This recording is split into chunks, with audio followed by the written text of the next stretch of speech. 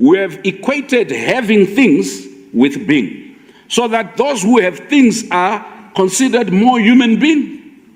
They are not arrested, they are not harassed because they have things. They have Lamborghinis, they have Porsche Cayennes, they have big houses. So every single person now wants to have things. And the best way to get things is either you get miracle money in church, you go to the occult, or you steal. Natif.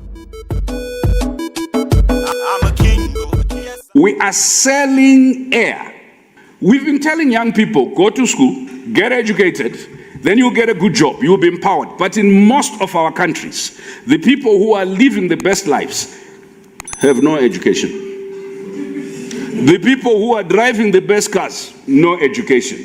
We've built a culture where we are telling everybody else to comply with governance processes and the instrumental and intrinsic value of governance institutions.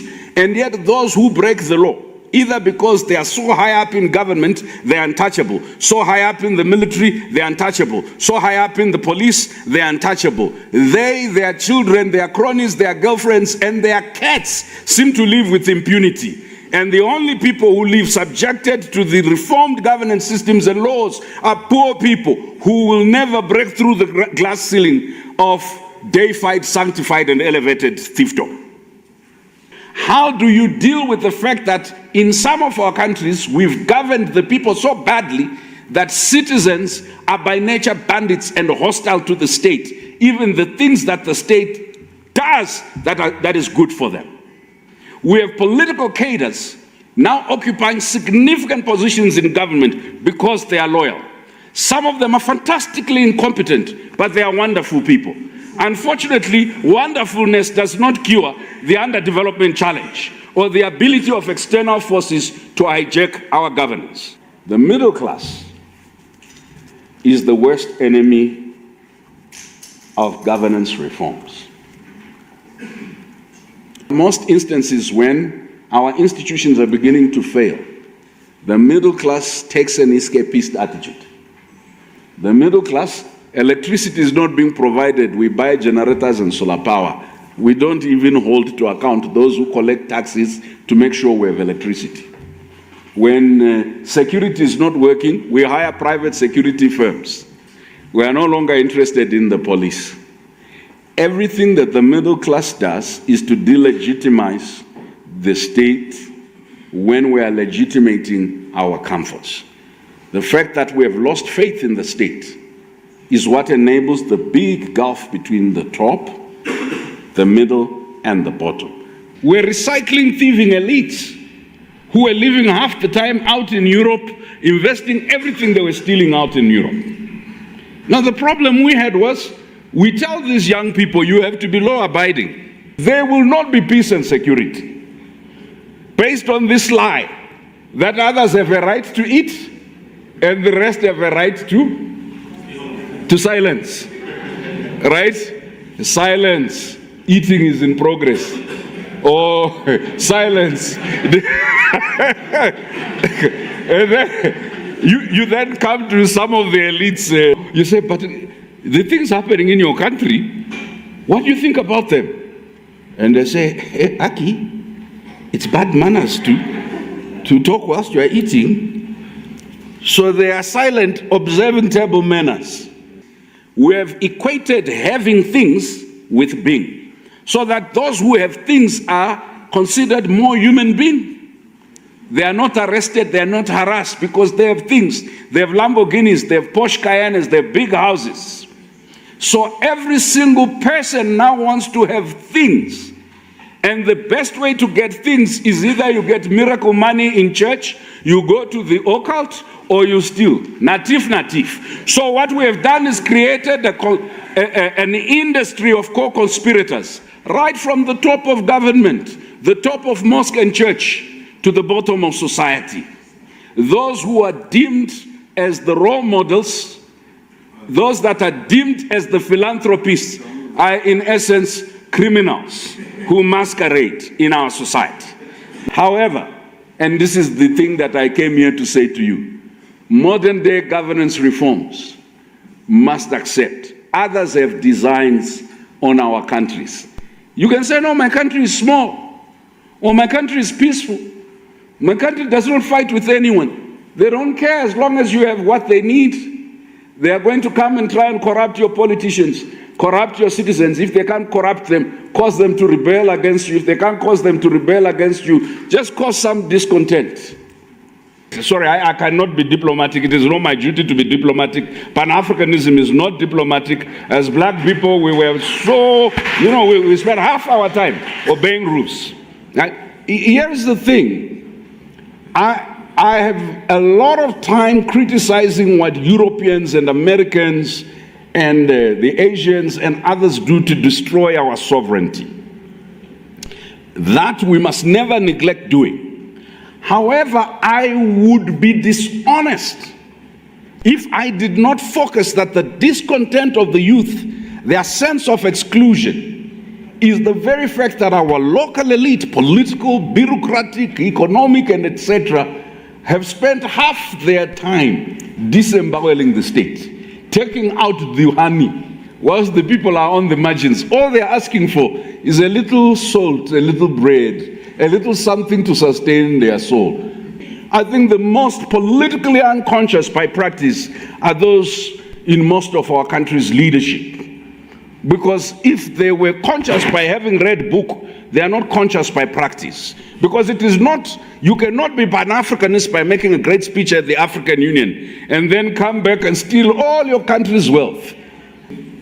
Some minister in a country not too far from here was paid $300,000 for mining rights for people to get between 3 billion and 40 billion per month. So, my friends, most of the private sector in many African countries is really government senior ministers who, at the point of privatization, privatize the private, and they are the owners. And then they are simply fronts for Western interests. Say no if you want, and I'll produce evidence, right? So when we say private sector-led growth, the people are saying, You are asking us to give the thieves more money. So friends, if we are going to have a private sector, it needs to be not only patriotic but competent. The median age of leadership in Africa is 64. The median age overall, for young people, is 19, but the median age of leadership is 64. Now, in most countries, the number of people above the age of 64 is less than 4% of the population. And that 4% of the population controls 80% of power in our countries. The fastest growing industry in all our countries has been religion. Now, you do consciousness in school, they undo it in church. So I have a suggestion. It is for government and for the faith sector and others to work around what is it that we're trying to build, what kind of citizens. Because on average, religious entities gather 65% of the population 4 times a week, every week. Even the most effective politician is not able to do that. In some countries, a single religious leader gathers between 30 to 60,000 people in a stadium 3 times a week. And the government has to pay young people to come to a meeting like this because they need facilitation to travel. But those religious leaders get paid by the poor.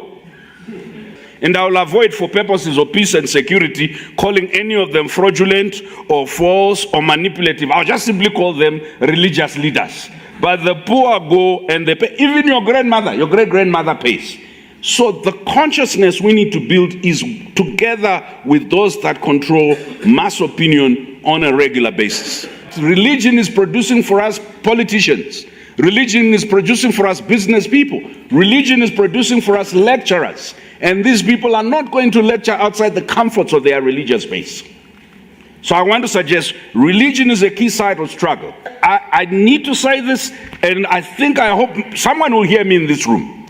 The countries that are leading in manufacturing of goods that we use every day, of technology that we use every day, are not Germany, Britain, France, and America. It's China, India, Turkey, South Korea, and etc. And if you ask us where we are sending our students, spending lots of money for fellowship and scholarships, we are still sending them to the past. That's why they come back with good French, good English, and sometimes even good Spanish. And they cannot produce anything. Electrical engineer, can't fix light bulb. As a former UN employee, I keep telling people, I was part of the lying industry that kept telling people, by 2050, 75% of Africans will be living in urban areas. And I keep saying the only reason why that will become true is because we are not investing in the rural sector. And let me repeat, the majority of conflicts generated by extractive industries or generated by land grabbing or generated by the battle over water are not urban conflicts. Those battles are happening in the rural areas. Now I understand why I was part of those miseducated elites who kept on saying by 2050, 75% of Africans will be living in urban areas. I was preparing our people to leave the land, to leave the rivers, to leave the water, to leave the organic food, to come into town so that those who were coming with money to take it to invest for their own countries could come. And because they are not that sophisticated in most of our countries, it's easier for big industries and big people who are coming to grab land, grab wildlife and stuff to corrupt them. That is where we fight from a base. And our base is we cannot be handing over our natural resources, our land, our water, and etc., and only training our young people to become good French and English speakers. I'm a king, I think I'm a king, I think the most fundamental challenge is not white supremacy. It's black inferiority and the abiding appetite amongst the black elite to function on the basis of white embrace. Number one. If we ourselves, even our thieves, are not patriotic, when they steal from Africa, they invest in Europe. They don't believe. The minister said, fix our own governance system. The people in charge of governance systems steal and invest elsewhere as an indictment or an affirmation of their own incompetence and incapacity. But the second bit is that I think both His Excellency Musa Faki, Professor Lumumba, and the minister indicated, when you grow a disconnect between the people who give you legitimacy, who are the ultimate resource for the transformation of any nation, when you grow a disconnect between your culture, Amilcar Cabral said, every revolution is first a cultural revolution. A people must believe in themselves. That way they're able to produce both citizens and leaders who are not only patriotic and competent, but that are future-focused and that are regenerative. Unfortunately for us, we have constantly killed three forms of assets. First asset, we kill our babies and our young people by never exposing them. And Rwanda is an exception to this, to what it means to govern and what it means to negotiate, what it means to compete. Number two, in all our countries, anybody, the age group of the people sitting at this table, when you are out of government, you are finished. The state has absolutely no use of the experience, the expertise, and the resources. We are constantly going elsewhere to look for experts that we either have in the diaspora or we have in our countries. The inability to build, retain, use our own local expertise and experience. The third is that we have created everything to be so leader-centric that most of our citizens either wait for God or wait for the leader or wait for foreigners.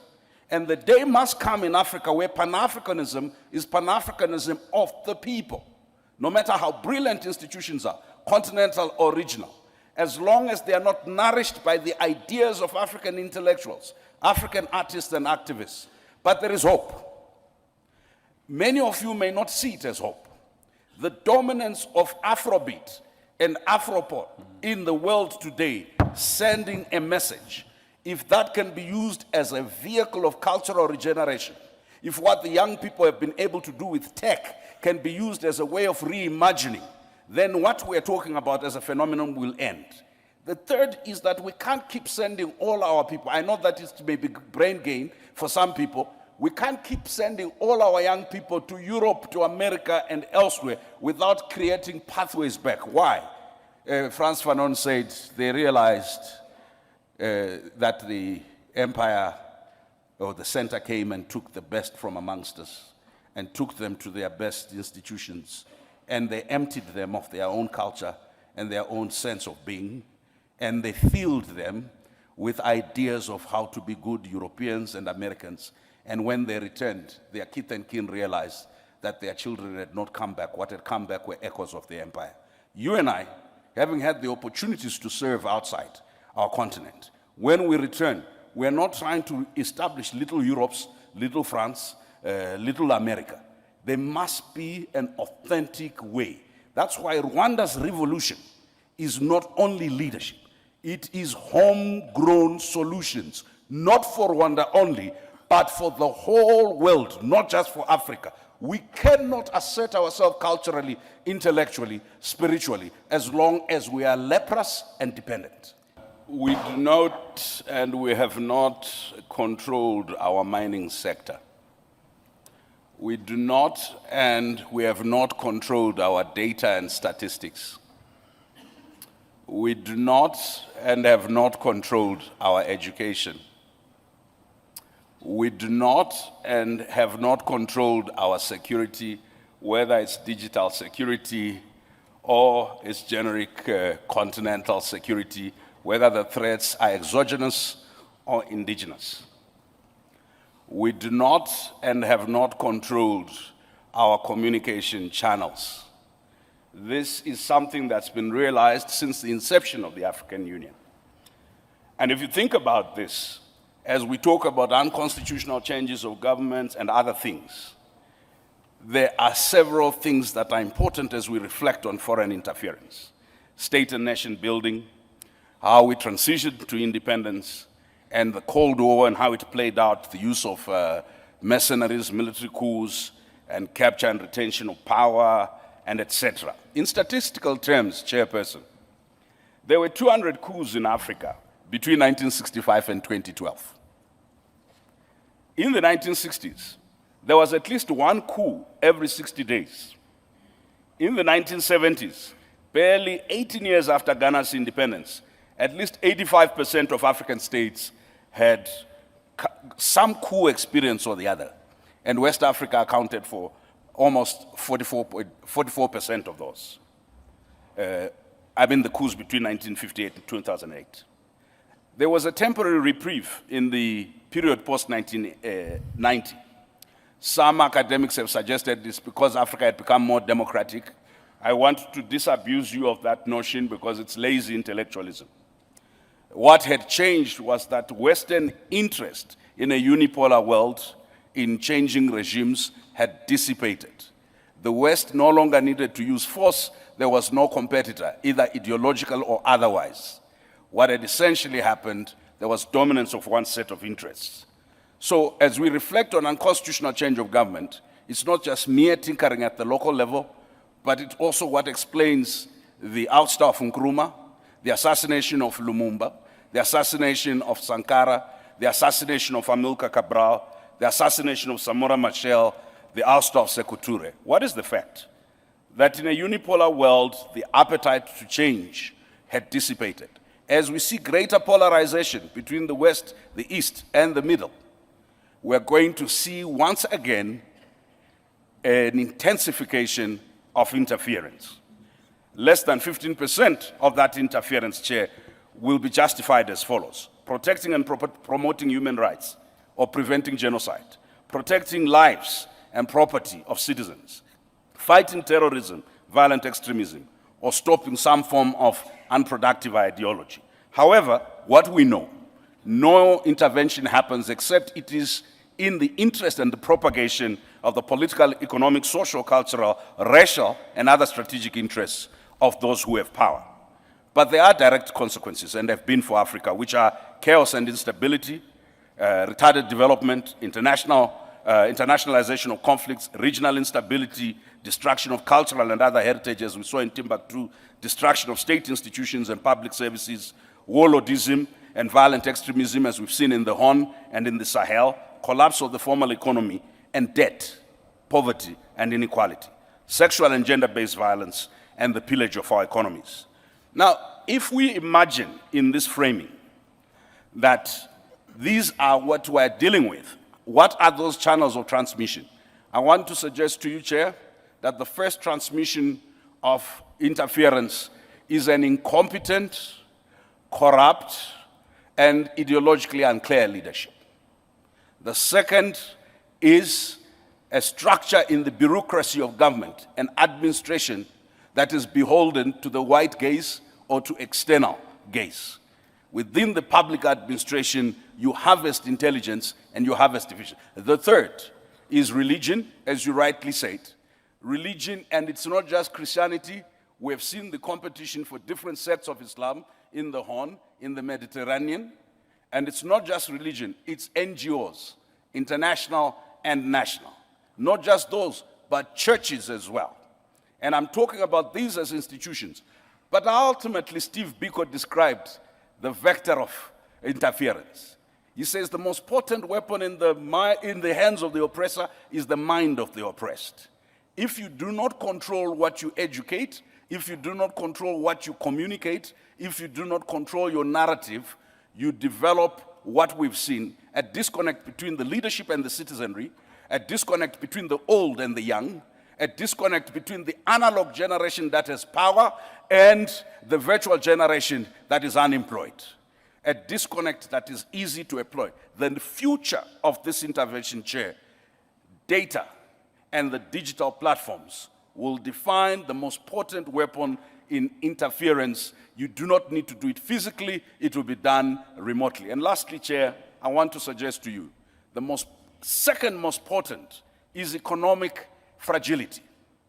A people that cannot feed themselves, that depend on foreigners to feed them, will become slaves, either willingly or by force, until this continent assures its stomach infrastructure by its ability to feed itself, until this continent assures its mental infrastructure by the ability to think for itself and ideate. Then this continent will be thought for by others, fed by others. There's no liberty without these liberated intellectual zones and the ability to feed yourself. So interference happens because of our own inferiority and because of the supremacist views of others. My father told me a story of a man who was given a job as a janitor at the school. His job was to lock the gate every day at 6 p.m. And then some people in the neighborhood came and informally redistributed the fence. Some of you would say stole the fence of the school.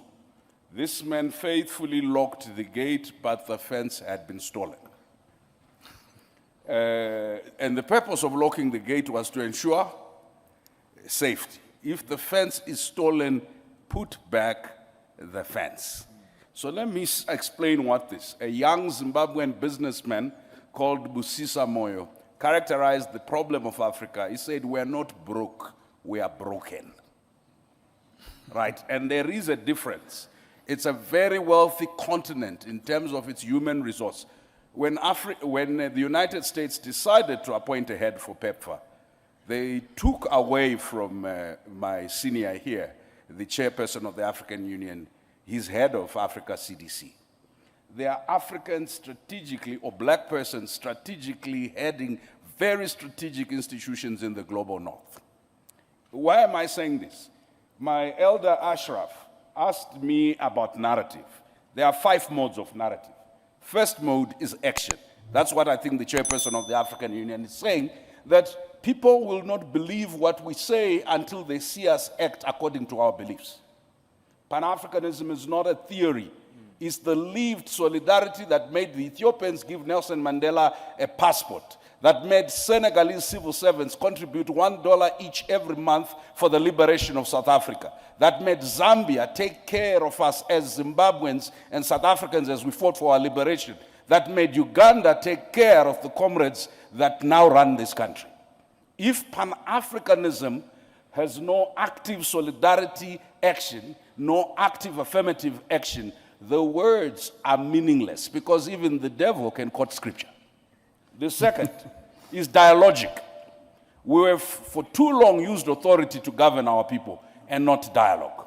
And in this respect, I must commend my colleagues and comrades here in Rwanda because they are able to hold leadership meetings where citizens talk to leaders. I am hoping the African Union chairperson and the African Union Commission chairperson can actually convene with ECOSOC a conference each year of the citizens, not just NGO, a conference of the citizens drawn from the continent and talk. Because often we only get to talk to our leaders in conferences in the United States and in Europe, and thought. There is no Pan-Africanism without doing what Michel Mugabe said, create liberated zones of Pan-Africanist thought. When we think, it's our European theorists who are thinking. When we speak, it's our American teachers who are speaking. It is okay to have gone to America to learn.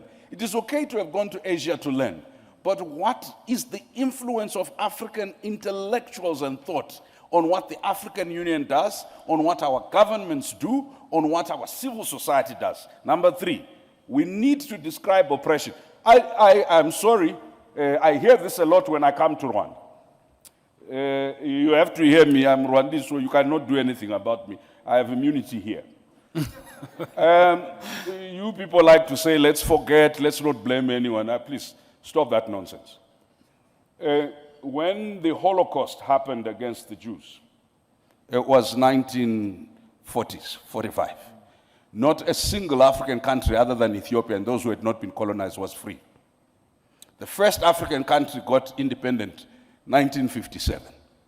There is not a single Jewish person who will allow you to forget the Holocaust. And in fact, there are crimes, not just in Israel, across the world against denial of the Holocaust.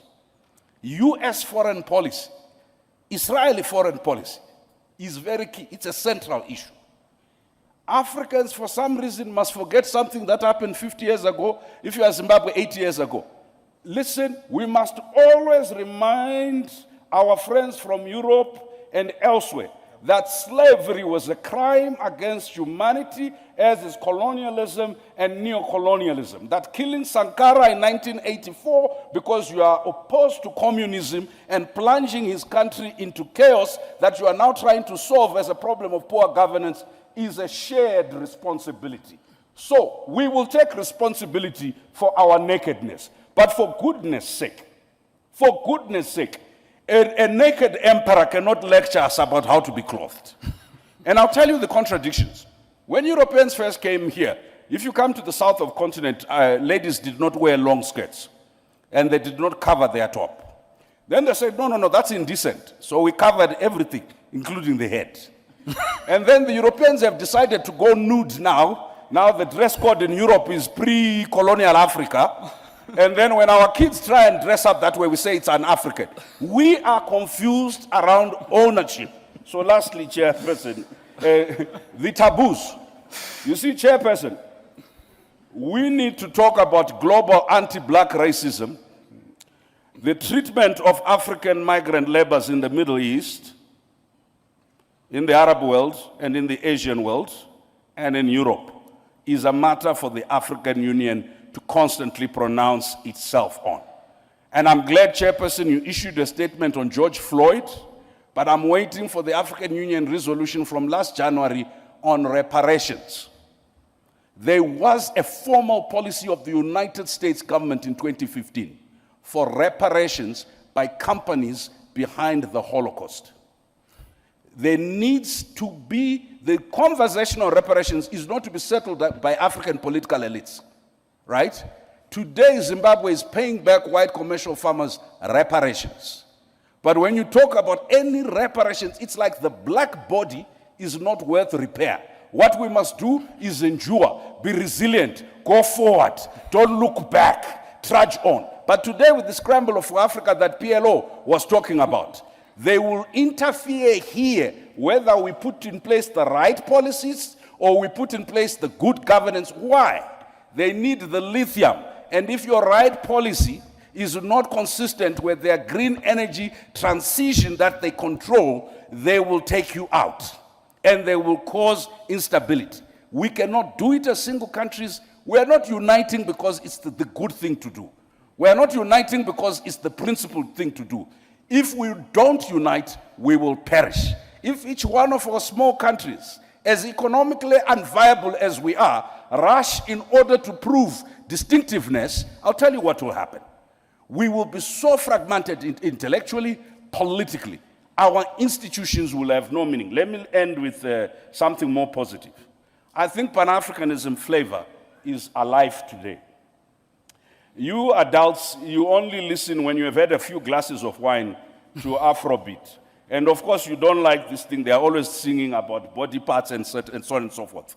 I want to suggest to you, one of the most revolutionary things that the African Union, under the leadership of the chairperson here, has done is to talk about arts, culture, and heritage, not as entertainment, not as add-on, but as part of imagining the future economy, is to talk about the digital, not as part of little things you do, but as part of building the economy. All that's left now is how do we defend African art, culture, and heritage, not only in Africa, but globally. How do we make sure it is the mainstream of AFCFTA along with all the other big things we do? And how do we, in the digital economy, make sure we are not consumers of products that are produced elsewhere and not part of the production chain? Okay. If we do that, our Pan-Africanism is economic, our Pan-Africanism is cultural, our Pan-Africanism is intellectual, our Pan-Africanism is also spiritual. Just remember what Chinua Achebe said. We are not the children of Africa. We are the parents of Africa, because the Africa that we want is yet to be born. And we are the ones that history has charged with the responsibility to give birth to the Africa we want. So whatever we are frustrated with respect to the African Union, our responsibility is how do we make the normative frameworks and the institutions work, but how do we build the repository of expertise so that the African Union at any given time has access to the best brains, the best technical expertise in any field on the continent. The intervention in Iraq was couched in very benign terms. The intervention in Libya was couched in benign terms. I could give you 100 interventions where the justification, objectively speaking, was on the basis that there was evidence either of genocide or evidence. I'm sitting in Rwanda. The international community stood by as the genocide against the Tutsi happened. Yet in the same year, they were intervening in West Africa. The construct of benign and malign is controlled and related to the question of narrative and strategic self-interest. We've often not paid enough attention, and thank you, Chairperson of the African Union, for educating us on how the international fora of decision-making, the Security Council, and other fora, including at some stage, how we transact within the International Criminal Court and other platforms. That evidence, and that was my point, we don't control data, we don't control digital platforms, we therefore are not controlling narrative in both analog and digital forms. What can practically be done?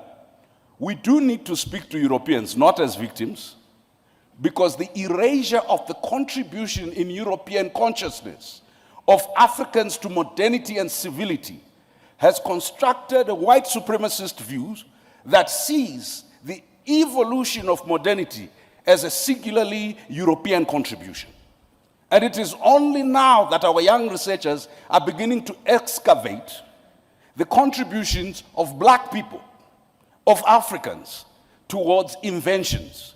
Because until now, the province of economy was not the province of black people. In my country, in Zimbabwe, when land was taken, a British court gave a judgment that said, the question before them and who owned the land, they said, one thing is certain, It cannot be the native because the native has no sense of ownership.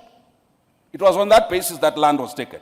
Number two, on the question of economics, even we pejoratively only talk about our people as informal law, informal economy, yet the informal economy is formal. That's how India developed through its cottage industry. We have a psychotic addiction to colonial definitions of what, and that's why Professor Ashraf is correct. It's not just a narrative about our contribution historically, it's a narrative about our contribution now. Our young people who developed M-Pesa, which is now being used globally, who developed Ushahidi, which has been used by over 300,000 organizations, including the Japanese, the US military, and the NATO forces, are never sufficiently credited. Why? Because it is not in the current psyche of most Europeans possible that Africans are anything else except the object of charity that deserve our mercy and our pity. Why? Because they are governed by tyrants, right? Or Africans are incapable of ethics. And we've constantly said that Switzerland, which received the Abacha loot, which received the loot from the then Zaire and now DRC, has constantly been ranked in anti-corruption indices as the cleanest country in the world. PLO and I are lawyers. The receipt of stolen property is theft at law. How is it that you will have Nigeria and Kenya ranked so far, and yet the country that receives the money ranked so up? I think that if you're changing narrative, you also have to change behavior. Our African leaders and citizens constantly confirm the European caricature, an object of pity. When we come into this spaces, we can never transact revolution in courtesy. I like to be civil, to be courteous, right? But each time I start pointing to atrocities committed by African governments, the Europeans and the Americans cheer me up. Each time I refer to the historical atrocities and continuing atrocities committed first by governments and by companies that are dumping cyanide into our underground water and nuclear waste, right? You know what it is said? This is retrogressive. It's undermining investment. It's again, listen, we cannot win the narrative battle by arguing in pockets. They are happy us talking about our localized, indigenized oppression. They are never happy us talking about the question of distribution and redistribution of the global economy, of global power. And what Nkrumah and others realized in 1963 at the founding conference, if Africa is not represented, if Africa does not own its narrative, but you can't own your narrative if your leadership is totally disconnected from its people. Mm-hmm. You can't own your narrative if your intellectuals are totally disconnected. We have underinvested in rural areas and slums where the majority of our people are. In fact, we treat them as security threats and they are over-policed. Number two, we have underinvested in our academic and research institutions. We'd rather bring McKinsey and bring Deloitte and Touch. They will help us do AU reform. Why? Because there are no African consultancies that we know. Even if they exist, we have no relationship with them to help us with AU reforms, with anything else. And this is not a pronouncement on McKinsey or Deloitte. It's a pronouncement on ourselves. We have not, as a leadership, begun to recognize that the native is capable of knowledge. The native is capable of economy. The native is capable of invention. You can't change the narrative if the starting premise is we're trying to be like Europe and to catch up. We can't change the narrative when we're constantly trying to learn from others without understanding, and I'll end with that, what William Tunga said, the former Chief Justice of Kenya. He says, let's not engage in this romanticist view that there can only be one way to learn. We first must indigenize knowledge. That's what I said, learn from our culture and traditions. Number two, we must diversify who we learn from. We can not only learn from the West, we need to learn from everybody who has something to teach. Number three, we must domesticate what we learn. If we're going to learn anything, let's domesticate. I think the chairperson and the minister said it's consciousness. Narrative is first and foremost by realizing self-worth, self-belief, and looking inward so that when you look outward, it is to supplement not a vacuous state of nothingness and inferiority, but it is to supplement a very stable, solid foundation where your culture, where your values, where your value for people is important. Wow. I'm a king, yes, I'm a king, I think I'm a king. It's an attempt to create the impression that your past is a wasteland of non-achievement, that you have no reference to any greatness, to any science. Even as we stood amidst the pyramid, as we stood at the great Zimbabwe monument, as we stood at the remnants of the Benin Kingdom, the first city in the world to have lights, as we stood in the midst of greatness built by our ancestors, knowing that Mansa Musa was the wealthiest man in the world at some stage, they still wanted to persuade you that you have no value, intellectual, physical, or spiritual, that your beliefs are mere fetishes. I'm a king, yes. Before I begin, allow me to acknowledge the historical struggle of the Maroons in Jamaica, the Haitian revolutionaries, our ancestors who perished in their millions in the ocean and in the middle corridors. Let me acknowledge the women of Africa who bravely resisted enslavement, colonization, and apartheid.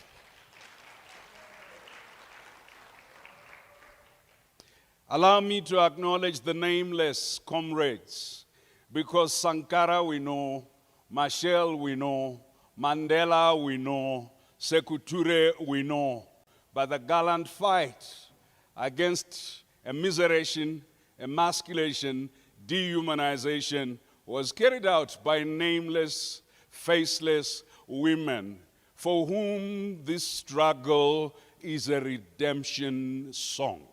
Wherever they rest, let them hear that their great-grandchildren have a reason to fight on. I want to talk today about chattel enslavement of Africans, colonization and apartheid. And I want to establish continuities that help us understand why this struggle is both about memory and about imagination.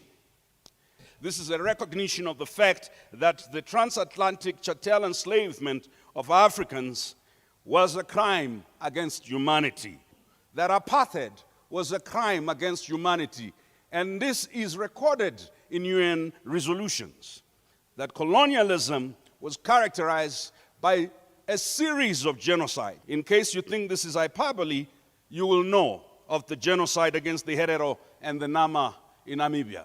You will know about the genocide against the Khoi and the San.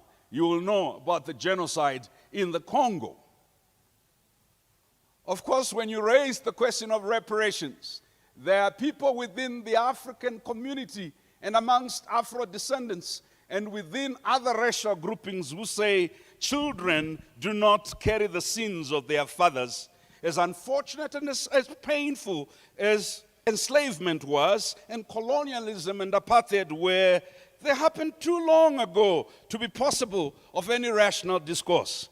These geniuses also tell us that in any event, how would we determine who deserves or is entitled to redress, including citing cases of mixed-race children born to both enslaved and slave-owning parents, and claims that the West was not the only slave-owning civilization, that the West is actually the only civilization that morally abolished slavery. These geniuses also tell us enslavement had nothing to do with race, but economics. Arabs had slaves, Africans had slaves, they say. And in any event, this word slave comes from the word Slavs. And the Slavs were enslaved by Arabs. That blacks and Africans were not only the only enslaved race. So why are you making so much noise?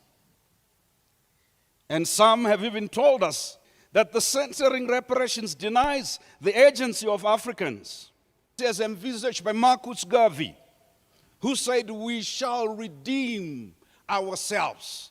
that the act of self-economic development somehow negates the demand for historical justice. That what Africa and Afro-descendants need is investment and technology transfer, not white charity or payments from the white world.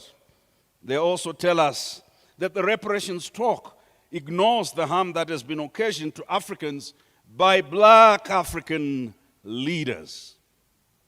That in any event, that enslavement was legal.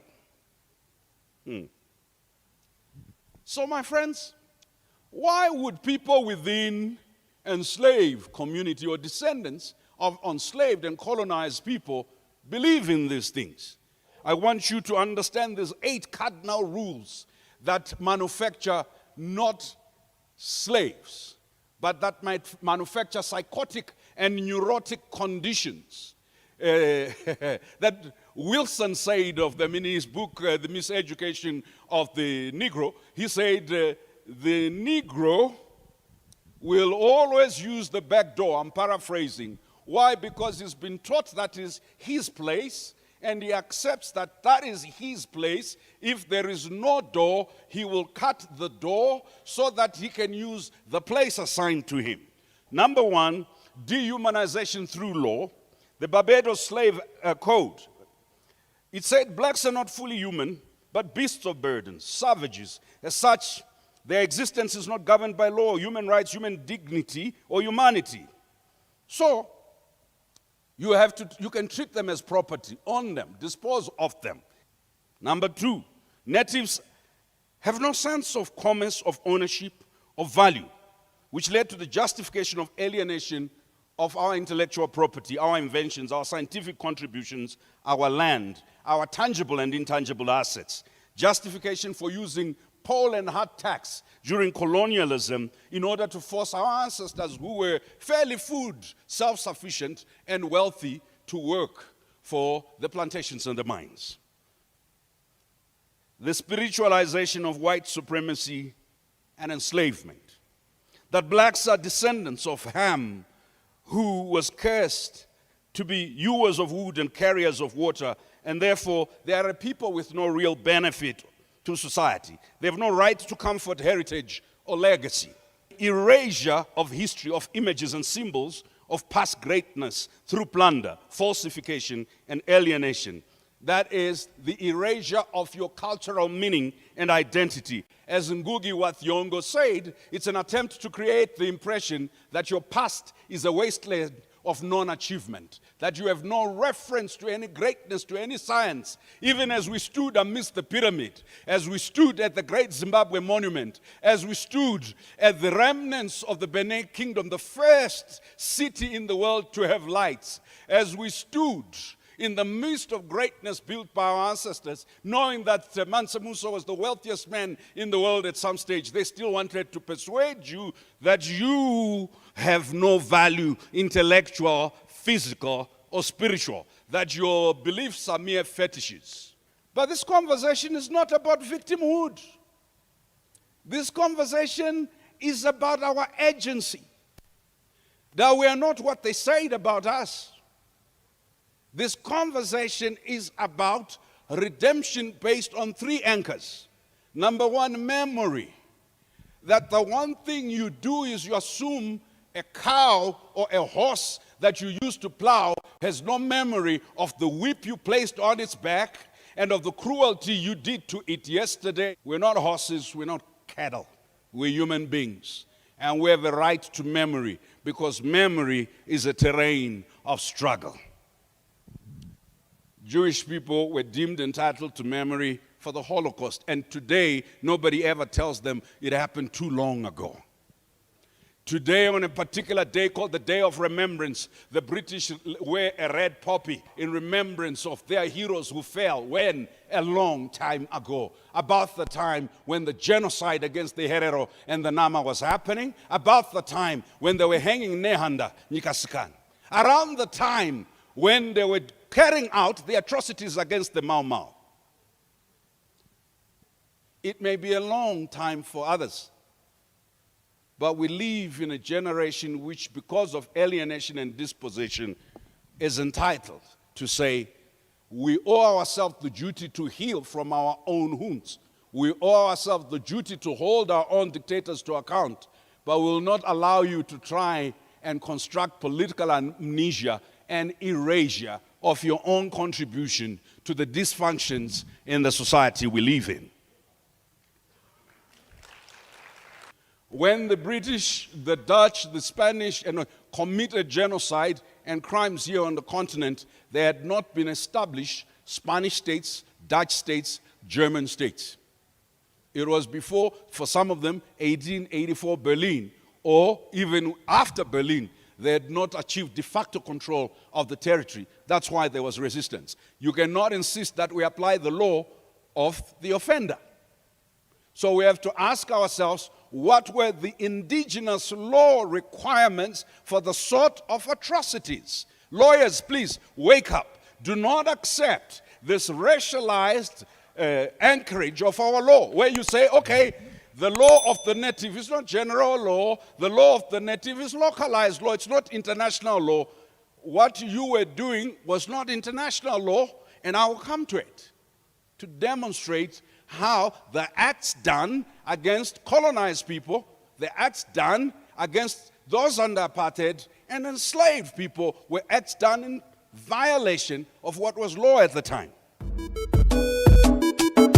I'm a king, yes, I'm a king, I think I'm a king, For a Nigerian to be recognized, for their policy suggestions to be recognized, they have to go overseas and sit in a white. This hatred of the self essentially means we cannot invest in our own research institutions. We only believe in black people once white people have put a stamp on them.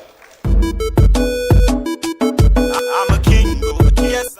We need to heal from what we have done to ourselves and what others have done to us, so that we can, in self-belief and in self-confidence, through an understanding of our history, through mastery of economics, of science, and of technology, we need to create the Africa that we desire. To understand what I'm going to say, it's important for you to anchor it on three ideas. First idea is, what is it that they told us that we have internalized? So in Barbados, they passed a slave act which was required to justify the inhuman way in which they were going to treat all people who are black. That act in particular was the precursor to chattel enslavement of black people. It simply said, black people are not fully human. They are not human like us being white. That act was then replicated in Jamaica, replicated in Virginia, replicated all over the world. It was anchored on the white supremacist view that required, for its own affirmation and in order to assuage its own fragility, to construct this idea of a very inferior black race. Once you are inferior, you can be enslaved. Once you are inferior, you can be treated like property. Second idea was this idea in the Privy Council decision trying to determine ownership of land in what is now Zimbabwe. It was called Southern Rhodesia. In the decision of the Privy Council called In Re Southern Rhodesia in 1918, no black person was involved in that decision. They made judgment regarding the whole country, but the British judiciary ruled that whoever owns the land in Southern Rhodesia, one thing is clear, it is not the native, because the native has no sense of ownership. I need you to understand, first, you are not fully human. Second, you have no sense of ownership. Then there was a third, the third component, which was called minimalism or miniaturization or juniorization or whatever you call it in the apartheid state. What the apartheid system held was these who are not fully human, who have no form of ownership, And by the way, as Professor and others will tell you, Hegel and others had said it this way, that the native is in everything except corruption and vice, an infant, a baby. So this juniorization did not just create you less than human, it did not create you with no sense of ownership, but it made you the perpetual province of the description of vice or corruption. And it is important to understand that we have incorporated in our own psyche. There was a fourth and last bit which said, because the native is all these things, they are not capable of thought. They are not capable of ideation. They are not capable of invention. So what we are struggling with is leadership or positional leadership that confirms through its behavior, that confirms through primitive accumulation, that confirms through some of the most stupid things that you ever see with people who have power, that the native is in everything but corruption, a baby, an infant, a toddler.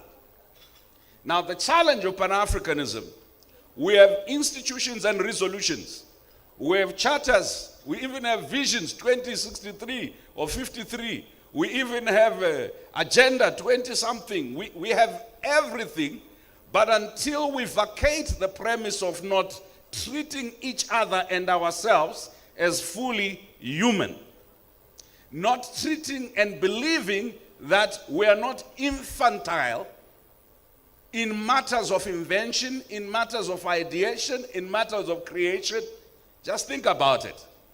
If you look in this room of many eminent persons, you ask them which primary school did you go to, which high school. As wealthy as we all look, I can see from your foreheads, you have a little bit of money. But as wealthy as you look, if I went back to your primary school and your high school, I would be scandalized by the state of dilapidation. So there is no sense of building, sustaining, whether it's building back or building forward. So I want to suggest that the challenge translates itself into 3 disconnects. Number 1, a fundamental disconnect between our politics and ideas. A disconnect between our power, or those in power, and our institutions of learning, of research. So for a Nigerian to be recognized, for their policy suggestions to be recognized, they have to go overseas and sit in a white. This hatred of the self essentially means we cannot invest in our own research institutions. We only believe in black people once white people have put a stamp on them. Second, a disconnect between ourselves and our ancestry and history of struggle and the young people and the future. Many of the leaders that you meet on the continent have no sense or no idea, no appetite to bring young people into the spaces of politics, spaces of business, spaces of innovation as a way of firewalling what they've built as legacies. There is a consistent attempt to use young people purely what others have called in leftist terms lumpenization. Young people with degrees roaming around the streets, young people highly educated, highly skilled, cannot be used within government or business. Why? Because we have no belief in our own children. So fundamentally, the problem we have is many of us here on the stage, we know a bit about technology, but the young people who can upgrade us, we'd rather not deal with them, and we want to go back to Cecil John Rhodes and the Mungo Park's great-grandchildren to get advice on how to run and govern our own people. Thank you.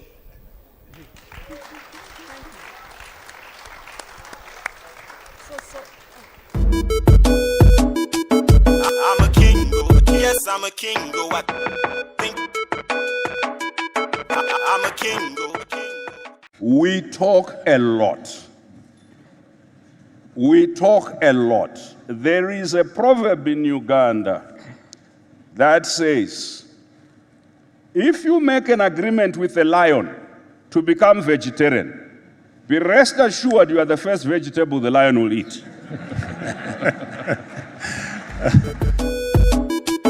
I'm a king. The African state, that entity, has failed to protect, to secure, except sometimes the state is very efficient in repressing expressions of poverty or very efficient in protecting a few elites, especially foreign elites. The state never fails to protect multinational companies each time any of their properties or interests are at stake. But the state sometimes grows amnesia when there is a threat to poor people or the poorest of the people. Which means, colleagues, if we're thinking about insecurity, ultimately, there is now a marketplace for and of the means of violence. And the merchants in that marketplace are drawn from various levels of society, including the global. For example, in some of the countries that are listening to me now, there are now local militias or defense units. Sometimes we call them some other names. We have gangs that control the extraction of gold, gangs that control the extraction of minerals, gangs that control narcotics, gangs included in the trade and trafficking of women and girls. My brother, Minister Diop, has referred you to the context of Mali, of the Sahel, and it is the context we're seeing in other parts of the continent, including parts of the Great Lakes and parts of the Horn, where private military companies from America, from France, from wherever, and external special forces are present, constantly assuring us that we are insecure and that they have brought security, but constantly unable to deal with the so-called minor problem of our insecurity. Even in this period of uncertainty on whether a foreign army's presence and special forces and private military companies was assuring any form of security, the one thing that remained secure was the gold moving out of our countries unprocessed, was the ore, the critical minerals, were things that were being taken. Esteemed members of the security forces and diplomats, stop sleepwalking. I call it a Premier League of pettiness, Minister. You know, they tell you the reason why these people are fighting is because of tribalism, Islam, Christianity, pastoralism, and etc. I say, And they just started fighting some more the minute you discovered gold, the minute you discovered chrome, the minute you discovered cobalt. Somehow, tribalism amongst illiterate and semi-literate people in my country has ratcheted up. Hey, my people, book illiterate, chrome literate. This coincidence does not work well. We cannot subcontract or sublet our security to someone else, especially someone else who has an interest in ensuring they are able to get our minerals and our underground water at a price that's affordable or at no price or in exchange for guns and offering security. When my parents were fighting for the liberation of my country, they were called terrorists. And I'm always mindful when it comes to this naming and labeling that we don't end up in an overly simplistic concept of everything being terrorism. The greatest terror caused in our country is often by elites in the bureaucracy in government who get into cahoots with foreign interests and are willing to sell their children, great-grandchildren, and grandmothers in exchange for expensive cars, for investments overseas, for little shiny trinket, never factories that produce, never productive economy sectors, but trinkets that distinguish them as natives who did not transcend into understanding economy. I wish to call this what it is. It's not just greed. It's a splendid display of foolishness. You know, very few African countries have satellites. when there was a desire to actually ensure that you have your own satellites to help you with all sorts of data of intelligence and also gathering. It was torpedoed by some of our own people who said it's too expensive. And yet for us to understand what's happening in our geospatial space, even underground, to know how many or how much minerals we have, we now have to go to those that have the technology. So clearly, how do you do liberation when you depend on funding to do it, you depend on external data to do it, you depend on external expertise to do it, you depend on external technology to do it. I am not saying you should never use external resources and technology. It has now been discovered that the African gene or the black gene possesses a lot of solutions to both current and future global health challenges. So there is a contest over our genes. And we are sitting here, when we ask us where do we invest, we want to build a new parliament building with more seats. We want, come on, people. We can blame colonialism for many things, but I think we need to inspect our own heads. We have high unemployment rates, low productivity rates, we export unbeneficiated goods, we now have accentuated challenges related to poverty and inequality that are dramatized by others who want to exploit us some more, and we faced with this moment, critical moment of leadership, are asked to decide what is important, and what is important is better cars, better buildings. Colonialism left us with weak institutions, with poor infrastructure, fragmented and divided society, and ideologies of divisionism. Colonialism called it divide and conquer. But in the immediate post-independence, it's divide, loot, divide, decimate, divide, extract, divide, and aid. You create a cyclical dependency, intellectual dependency, economic dependency, political dependency, security dependency. So that when you want to do your own security, you have to go external. When you want to do your own economy, you have to go external. When you want to do your own science, you have to go external. When you want to produce data, you have to go external. I am a very proud African, as you know. I have spent the last 30 years preaching Pan-Africanism. What is Pan-Africanism without capacity to produce own liberation? What is Pan-Africanism without the capacity to think for yourself, to project the future through science, and etc.? Let's not conflate electoralism with democracy. Let's not conflate Western liberal democracy with democracy. The apartheid state in South Africa held free, fair, and regular elections where black people were not really included. This is how black people were included. They were asked amongst themselves in a black voters' roll to hold their own elections. So technically speaking, if you just are ticking boxes of liberal democracy, apartheid, that evil system, racist system, was a democratic system. In Rhodesia, now Zimbabwe, where I belong or I was born, the Rhodesian government had an A voters roll, B voters roll, multi-parties. White parties contested for power. You will have people go to the extreme and say democracy doesn't work. No, they are talking about a particular type of democracy. For me, there is a simple issue. Governance has to be inclusive, it has to be participatory. People have to have a voice. The baby that does not cry dies in the mother's, the crib we used to carry babies on the back. So it's not enough to elect people. They fool around for 5 years, they steal, there are no consequences in the system. We wait for the body language of the empire before we move. So something happens in Rwanda, we first Pan-Africanism here, but we look first, what is France doing? What is the US doing? When we see there's neutrality, then we come to embrace. So body language of the empire.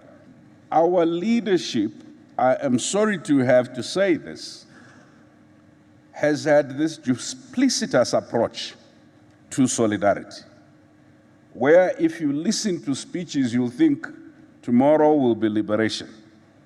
When you look at action, there's such a paucity of action, you realize they are waiting for permission from France or from Britain or from the EU to act. We've been constructed with this persistent and constant fear of loss, that none of our leaders wish to anger the empire. So we wait to make sure that actions we believe are necessary are only taken when we are absolutely convinced the empire will not frown on it. We have an instinct of colonized people. The instinct of colonized people is this: first, make sure the master is not angry. Number two, you act to discipline the rest of the other natives. Number three, try and get the stars as the good boy or the good girl from the empire. Once they say this is a sign of a good leader or a good country. This idea of looking for a stamp of approval essentially means African solidarity will forever only be transacted via the prism of European and American, European and American certification. Certified from Europe or from Washington. Now you can be in solidarity with each other. We talk a lot. We talk a lot. There is a proverb in Uganda that says, if you make an agreement with a lion to become vegetarian, be rest assured you are the first vegetable the lion will eat. There is a Moroccan proverb that says, let's be like a tree that never changes its roots, but may change its leaves in different seasons. It's important to understand that we have repeated lies about ourselves and lies about development. One of the lies we repeat, by 2050, 75% of Africans are going to be living in urban areas. I want to challenge those of you who claim to be intellectuals. The only reasons why Africans are coming to urban areas is because we have not developed the rural areas. But all foreign capital that's coming to your countries is not investing in your urban areas. It's going to the same rural areas that you have socialized your people to believe they have to leave their land where there are critical minerals, they have to leave that land where there's underground water and come and be what? Homeless in the urban areas, or to be vendors or to be unemployed. What are they leaving their land to for those who wish to invest in the critical minerals? I think we now need to go beyond making agriculture sexy, and some of the continent's food security, climate security, the continent's security depends on young people realizing that as this generation on this stage and other older than us die out, they will remain with the land whether agriculture is sexy or not. They will remain with the rivers whether they think it's a place to go or not. You young people, this is not about anyone making this sexy for you. For goodness sake, if you don't take the responsibility now, you will wake up very soon, you will no longer be youth, you will be adults and you won't know what to do. So stop sleepwalking, wake up, this is your continent. No one is going to give it to you, especially not the elderly leadership. You have to grab the future by the scruff of its neck, not through only protest and demonstrations, but through applying yourself with the skills that you have, using new technologies to produce value that makes sure you are not as poor as your grandfathers or as poor as we are. Thank you. Thank you. I'm a king, yes, I'm a king. I think I'm a king. I'm a king, yes. As one who suffered from some of Mugabe's policies and Mugabe's actions as leader, but one who remains a committed Pan-Africanist, I thought that I should offer a disclaimer that says that I would liken this reflective on Mugabe to urge us to abstain from pathologizing Robert Gabriel Mugabe. There are those who are Mugabe mania. Mugabe was an iconic leader without parallel to them. Mugabe was infallible. He was all-knowing, an astute professional and statesman, an unassailable socialist, or Marxist, and Pan-Africanist. But then there is also Mugabe phobia. Mugabe is seen as having been the arch-evil, obsessive, vindictive, actuated by malice and murderous. And in thinking about this, when they reflect on Mugabe's legacy, some reflect on the legacy of struggle, that of a fighter who fought till the very end, a principled man that stood for the liberation of Black people till the very end. And yet others associate Mugabe with the legacy of pain, the murderous incursion by the army in Gukurahundi, the genocidal acts in Matabeleland in the Midlands, the post-2000 violence, post-2008 violence. And indeed, they say, they that live by the sword must end by the sword, and referring to the coup that removed Mugabe. Either judgments seem uncharitable, affectual, and perhaps subjective. But how else do you judge a leader who has ruled you for 37 years, except through subjectivities with a little tints of objectivity?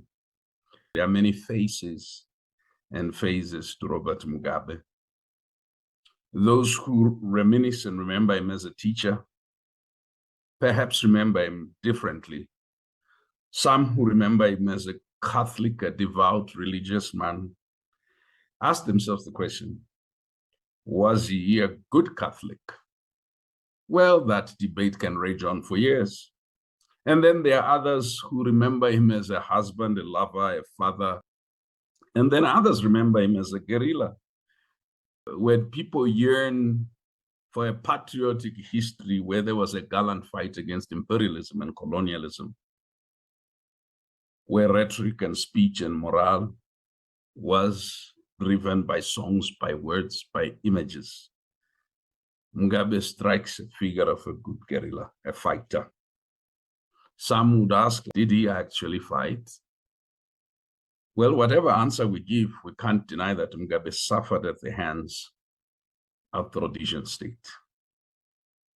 Some would say, as Ibo and Faye reflected, that is the phrase IMF, which simply means it's Mugabe's fault.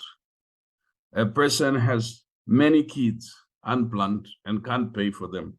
It's Mugabe's fault. One is caught stealing. It's Mugabe's fault. So as a nation, we have this default IMF acronym, which says it's Mugabe's fault. But is it really always Mugabe's fault?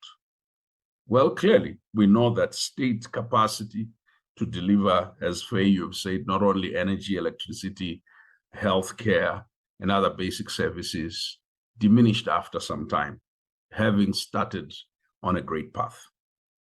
We know that the pathway of developing leaders within both the ruling party and government began to suffer diminishing returns, having begun.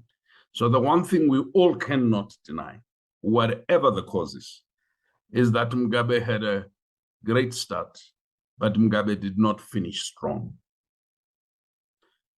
There is in the book Serving Secretly, a Rhodesian writer and former director of the CIO alleges that President Chissano told him that Mugabe is not a Marxist like one of us. He's not one of us. Was Mugabe Pan-Africanist? For those who suffered the brunt of the violence in Matabeleland, for those within ZANU-PF who alleged the intrigues of ethnic, ethno-regional, and tribal politics might differ. But for those that saw Mugabe send troops to the Congo, that saw him stand up for the liberation of Mozambique and others, they may hold a different view.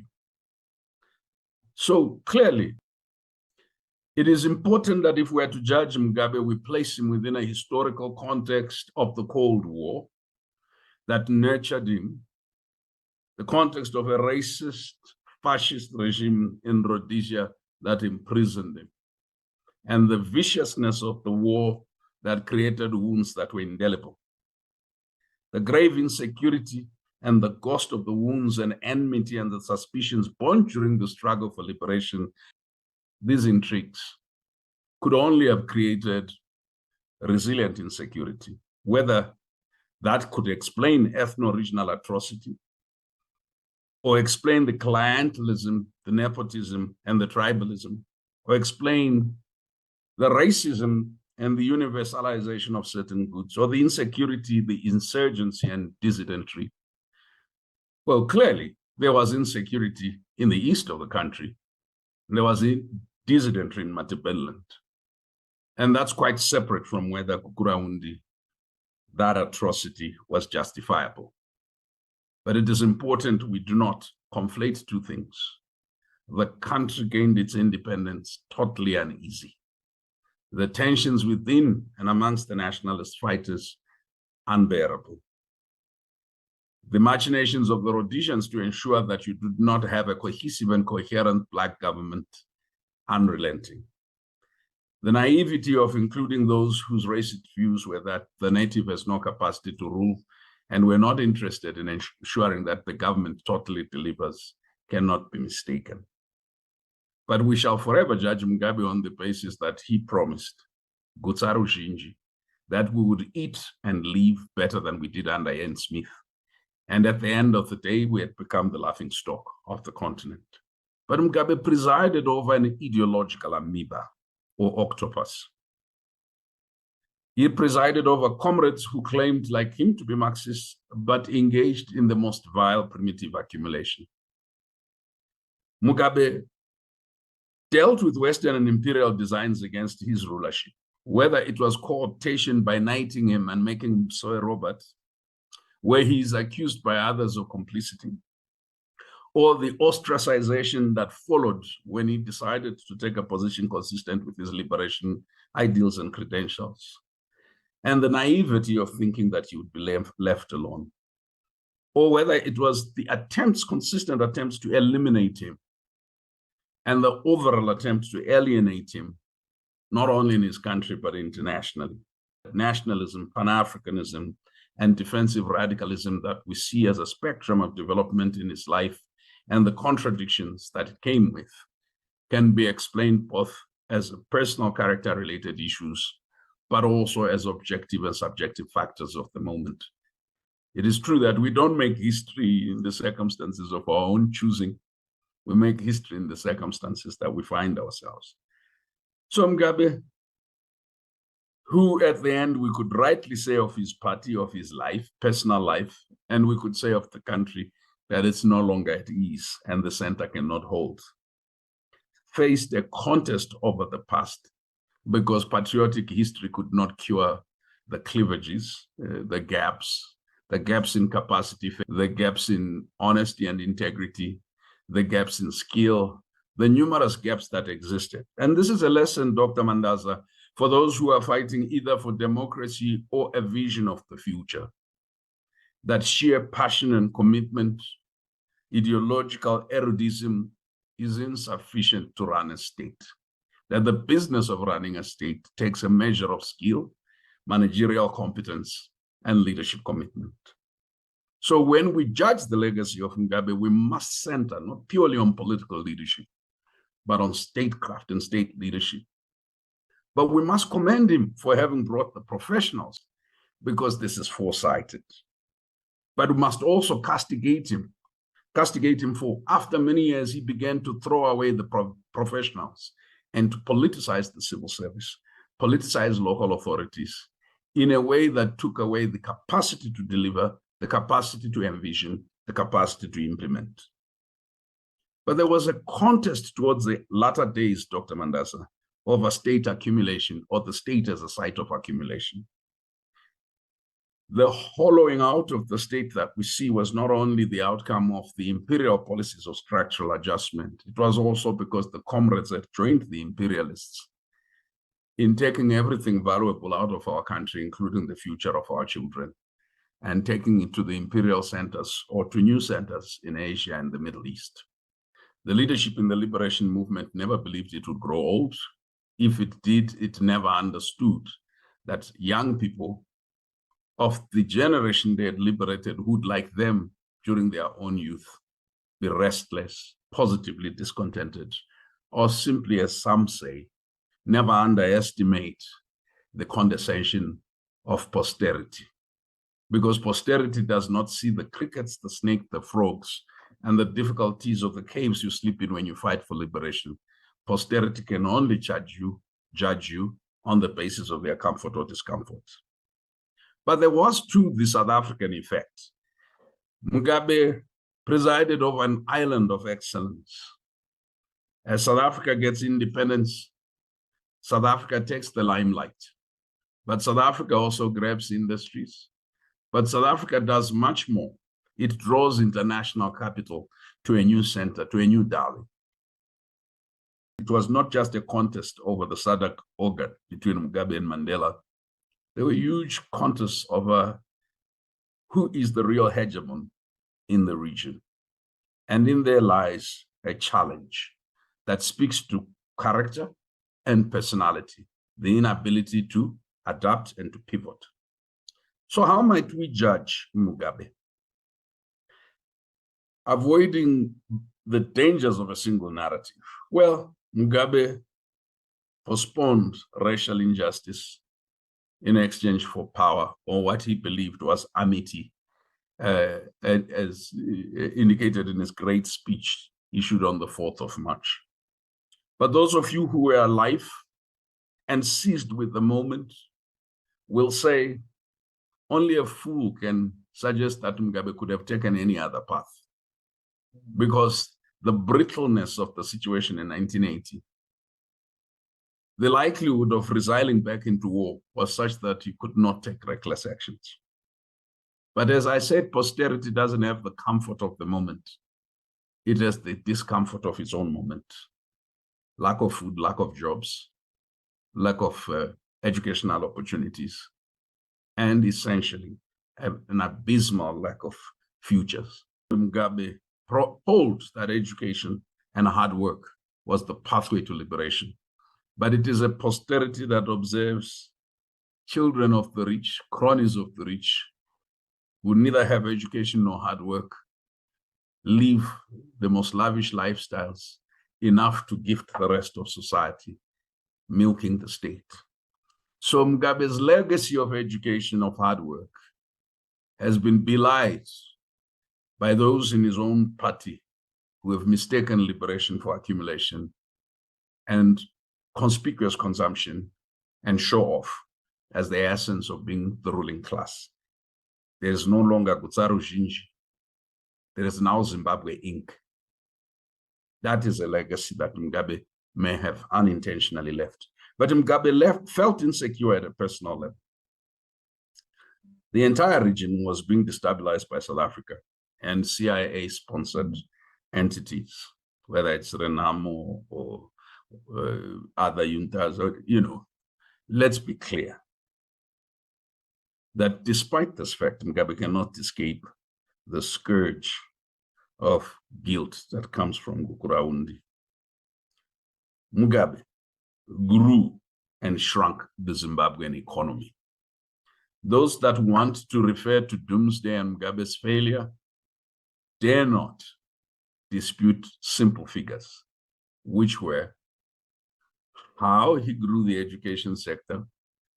Those who look at all his other evil qualities must remember Mugabe made Zimbabwe popular.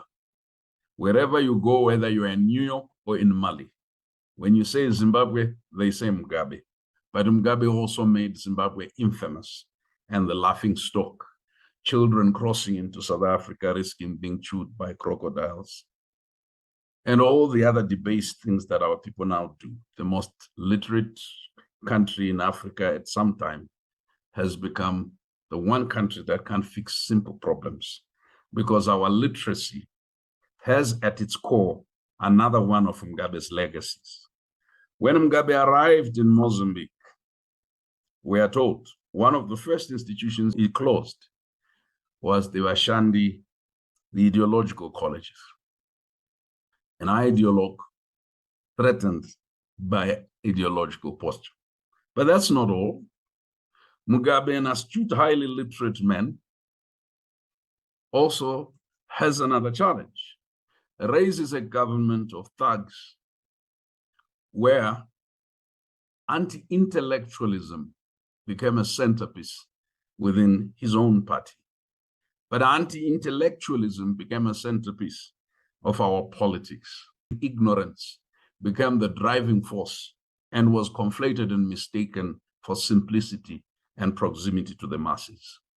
And yet, to run a modern economy, to make the sort of calculus or calculations that enable you to do the energy mix that you were talking about, Faye, to address the question of electricity, to address the question, you require a measure of intellectual rigor and managerial and leadership competence. So Mugabe, the astute literate man, the visionary leader, may have been a poor manager.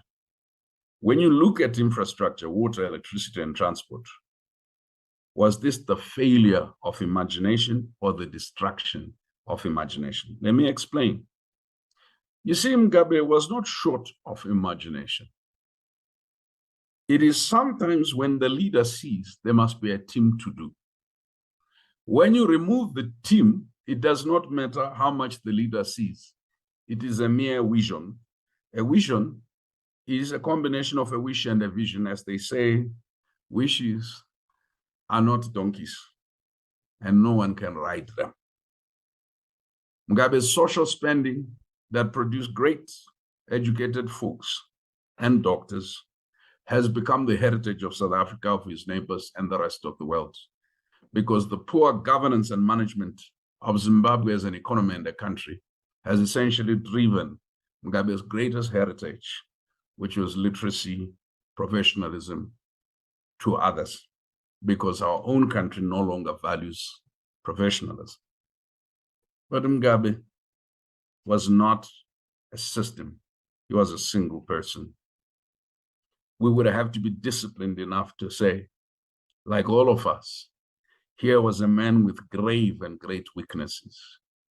Here is a man who caused grievous harm to us, but here is also a man whose redeeming good features perhaps may constitute the basis upon which we build our own greatness. Mugabe is no longer here. It doesn't matter how much we blame him. Those of us who are alive are observing with splendor how several years after Mugabe left power, what remains, what we thought would redeem us from what we thought was a man-made disaster by a single man, has resulted in greater darkness at noon. Isn't it ironic that Mugabe becomes hated by the white world because his party says we're taking land from white people and giving it to black people, and we will not pay compensation if Britain does not pay? And that becomes his place of death, or his place of where he nailed his political destiny. And his successors come and they do exactly the opposite. Isn't it ironic that the same Mugabe said, Blair, you can have your Britain and I'll have my Zimbabwe? Would rather have dignity in starvation than servitude in acceptance. And yet today we give everything away, wetlands, we give away the most valuable minerals, not to create jobs, but to create uber-rich folks, criminals who hide within and behind liberation and democratic parties in order to disembowel the very futures of Zimbabweans. A ruling party without ideological compass, an opposition which may have lost its GPS signal, is a country in crisis, not just a leadership crisis, but a moral crisis, an ideological crisis, and a crisis of perception and vision. So there is an impasse, and that impasse is one up here. Being a great people means that we derive from not just Mugabe, but the generation of liberators that were with him, Joshua Mqabu Nkomo, Tongo Gara, and others. Posterity will valorize those who died, but they were imperfect men. Men with many weaknesses, with many horrible attributes. But it is this very story that it is these imperfect men and women that brought us to this point of liberation. Their imperfections we must never hide, but their contribution we must never deny. I agreed to come here because it would be treacherous and it would be dishonest for us to simply say Mugabe can only be known for Gukraundi. And it would be equally treacherous for us to say Gukraundi never happened. And to start arguing about the numbers. Gukraundi happened. And our history has these wrinkles, these blood stains, these screams and cries of pain, bones that are buried in shallow graves, people assassinated for political difference. But our history also has the moments of unity that you described. Our history has hope. I thank you for inviting me to celebrate a person who I opposed politically, but a person whose contribution to who we are as a country should not be denied purely because we differ politically. Thank you. I'm a king, yes, I'm a king, I think I'm a king, Being in Gorée Island, or being close to Gorée Island, many people go there for tourist reasons. Many people go to Cape Coast in Ghana for tourist reasons. And many people go to Robben Island in South Africa for tourist reasons. I think for the purposes of this conversation, let's agree that these are crime sins of mass atrocities, as a first thing. The second thing is to be clear that the reparations being talked about by the current movements, that's linking Africa, the Caribbean, Latin America, Europe, Asia Pacific, are reparations for the following. Reparations for the enslavement of Africans and the racialized chattel slavery, reparations for colonialism, and reparations for apartheid, because it's useful that we talk about them in those entities. Why? In the sense that they speak to three things. The question of the historical factor that what became revolts or rebellions against white colonialism or European colonialism was actuated by grievances relating to forcible expropriation of property by way of imposition of taxes, by way of dispossession of land, by way, if you were the Khoi and the San in South Africa, dispossession of cattle. So there is an economic dimension to reparations. If you think about the Caribbean, white needs, white greed, white convenience, and white fragilities coincided into forming some of the wealthiest land and sugar barons in Europe, in the United Kingdom. So the link between slavery and the later stage, colonialism and industrialization, is one that I think that the speakers will allude to. Lastly, I just wanted us to keep in mind that slavery, the reparations is not just about compensation. Reparations is guaranteeing non-recurrence. Reparations is not just looking at the local experience. Reparations is looking at the global system that sustained it, and that global system anchored on white supremacy, but on global division of labor, and etc. I will not get into my usual conversations about repair. You know, it's almost inevitable and given that in our conversations, even black people themselves don't seem to believe that the black body is worthy of repair, unless it is in the service of capital. So the same black people who can get workmen's compensation are not seen as deserving of repair. That's number one. Number two, that each time people want to make a claim, they are told it'll suffer from statutes of limitations. That means the offender wishes or insists that their own law be applied to judge atrocities that they created and committed against the other. And then three, people seem to believe that a lot of time has passed, and therefore it is indeterminate. It's difficult for us to tell how best to do this in a logical manner. For some reason, that the harm and the hurt that our people suffer should be erased or can be erased, and yet the harm and the hurt that others suffer is not possible to erase. There was rampant rape of black women by, whether you call it the colonialists and within the slave plantations and elsewhere. And when this happened, the mixed race children were forcibly taken away from their mothers, amongst other things. And I think all of you can link this.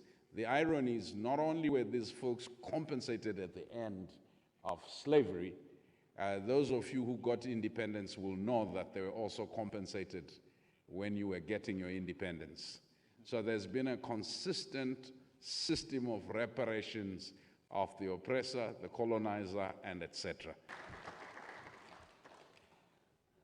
The abiding question is, when the French lose and they punitively impose a financial burden on Haiti that lasts for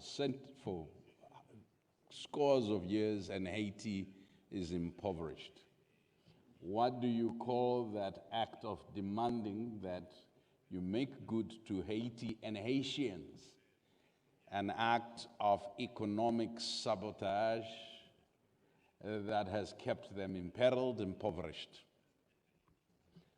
When the French, at the point of decolonization, imposed on Sahelian nations in this region, in the Sahel, restrictions with respect to their economy and financial systems that essentially mean that none of their natural resources can effectively lead to their prosperity, and they are kept in perpetual servitude.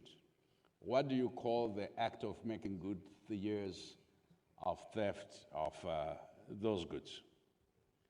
Just to remind us that when Lumumba's tooth was returned to the DRC, there was no acceptance of the violence that attended the assassination of Patrice Lumumba. That when Sudan went through its intifada, the revolution recently, the Americans insisted that Sudan should pay reparations or compensation to the sum of $343 million in order to be taken off the terrorism list, in part because it was alleged that Osama bin Laden had been hiding in Sudan planning the bombings of Nairobi and Dar es Salaam. And the Sudanese people who had just freed themselves from dictatorship were made to pay $343 million as reparations. In 2015, the United States, through Congress, passed an act holding liable companies in Germany that were responsible for the Holocaust. The legal systems were set up to always find the empire innocent and the oppressed. I think what we've been reminded is that this holistic approach must look at physical violence and maybe psychological and emotional, but also must look at the collective violence, structural violence, including erasure of cultures, of knowledge, of innovations, of science. Things that are now being addressed as issues of development and issues of governance are actually fundamentally questions of justice or injustice. Just to remind us, it's reparations for slavery, for colonial extraction, and for apartheid. And there's a lot of research that's been done. What I find interesting, though, is each time harm has been done to white people, and I've been deliberate in saying what Sudan was forced to pay. Nobody talked about proving nexus. Sudan was made to pay the 343 million, Libya was made to pay the 600 million, the Holocaust, right? The payments has been made, Japan, for the comfort women, payment made. There's always an arithmetical problem somehow when it comes to black people. I come from a small country called Zimbabwe. When the colonial forces were occupying my country, a young girl, 26-year-old, felt she had been possessed and directed by the spirit of a great female warrior called Nehanda. She led the men of my country to fight against colonial occupation. The colonial government hung her where the State House sits today. Her crime was treason. The only state that existed at the time she was hung was the state for which she was fighting in defense of. Having defeated Chief Chengaira and other chiefs, the colonial company that occupied our country decapitated their heads and took them to the United Kingdom as trophies in museums. The story of my ancestors is the same story of Sarah Batman, who was taken as an artifact because white folk couldn't get over her bodily parts. It's the same story across the continent where they took gods and they call them now artifacts. And once you have degraded gods into artifacts, you return them as a point of charity. My sister Fumi, Professor Fumi, my sister Mshai, many other sisters in the room have over the years in trying to teach me, reminded me of what happens in our villages. An elderly male rapes an underage girl, and because of poverty, insists that in order to avoid accountability, they'll make the child their bride. The crime is hidden in what appears to be an act of magnanimity. The criminal is called a breadwinner. We cannot allow what happens to our daughters in our villages to happen to our continent.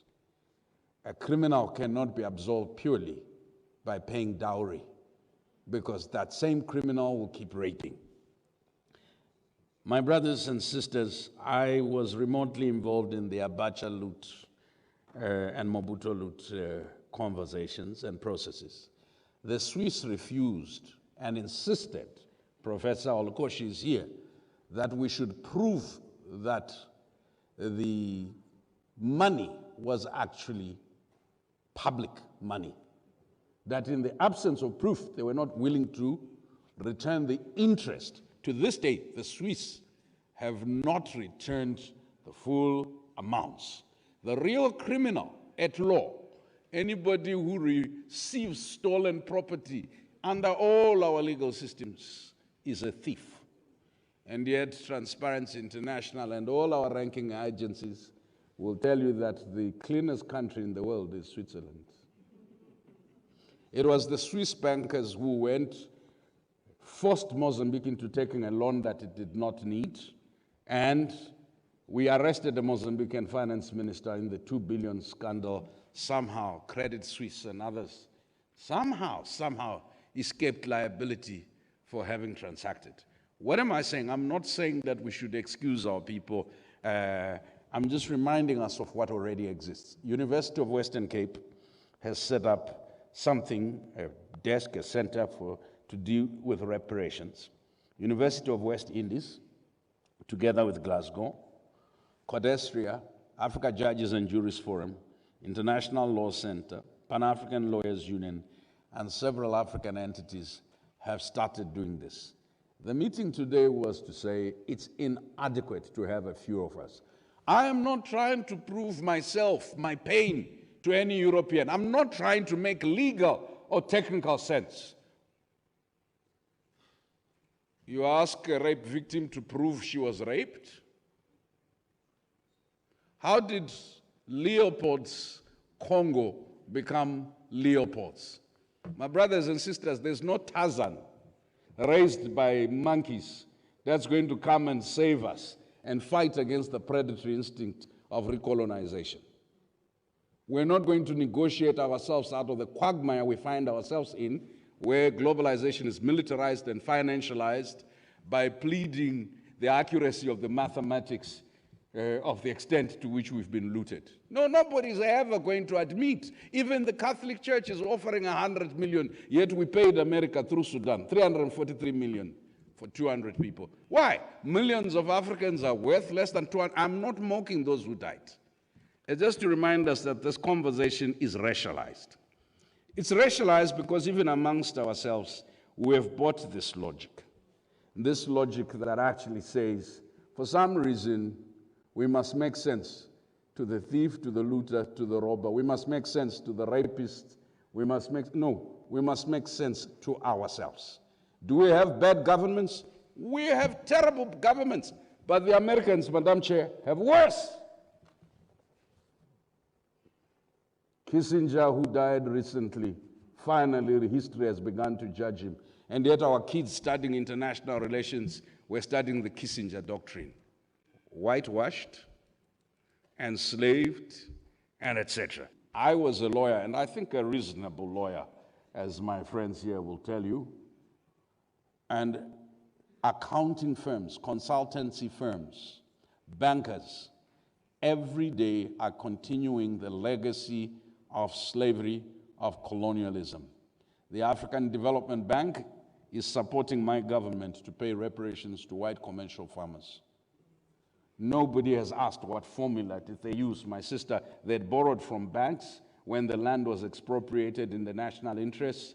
Nobody has asked, can you show us how much you owed so that we deduct what we're paying you? No. The premise and basis of international re-engagement set under the Cotonou Agreement and insisted upon by the Americans under Zidera is pay first, and then we'll talk later. Now, here is an understanding we must get. My ancestors, Ayob, the Monday Charter of 1325, passed not far from here, the first written constitution in the world. It wasn't the French, it was an African, the Monday Charter. It had in it reparations as a principle. Shona culture, Kikuyu culture, Hausa culture, Yoruba culture, all of them have repair as a central piece. So as we go home having discussed reparations, the fundamental question is, how do we produce the knowledge, the scholarship? How do we produce the public narrative?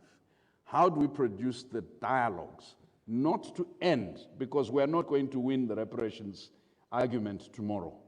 It will suffice if everyone in this group starts a fire that keeps burning 20, 30 years from now.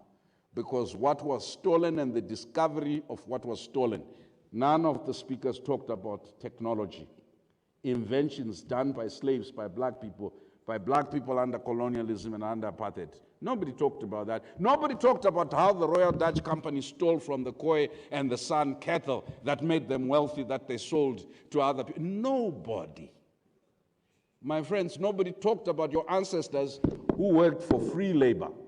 Free labor, rendered free labor. And how do I quantify that? Easy. The colonial system that sent my ancestors underground into mines and did not pay them, that forced them to come and work on white plantation by imposing taxation on them. It documented how much tax it was collecting from the natives. Now the granddaughters and the grandsons of the natives are here. It's payback time. Thank you. I'm a king, yes, I'm a king, I think I'm a king, King Leopold's reign, 1885 to 1908. Belgians' exploitation of the Congo led to the deaths of 10 to 15 million people who were in forced labor. mutilation and mass killings, including chopping of limbs. If you are in this room and you want to tell me that 1908 is so far, too long ago, for you to remember the loss of 10 to 15 million African lives, why do we remember the First World War? I'm a king. I don't have time to go into the statistics of why people who look like most of you in this room are the highest population of imprisoned people in the world. Remember what Hegel says, the native is an everything but vice, an infant. So this criminalization of black identity explains why people panic when you walk into a shop. We know that between 12 to 20 million Africans were forcibly taken to the Americas across the Atlantic between 1501 and 1866. That more than 2 million died during the Middle Passage due to disease, malnutrition, brutal treatment. That millions more died on the plantations. But here is the irony. When there was a move to abolish slavery, or enslavement, or chattel enslavement, in Barbados in 1833, the British slave owners received 20 million pounds, which would be the equivalent of anything between 17 to 100 billion now, in today's currency, in compensation for the loss of their property. The enslaved people had to pay almost the same amount for their liberation. How? By rendering free work to their slave. Free, but working for free.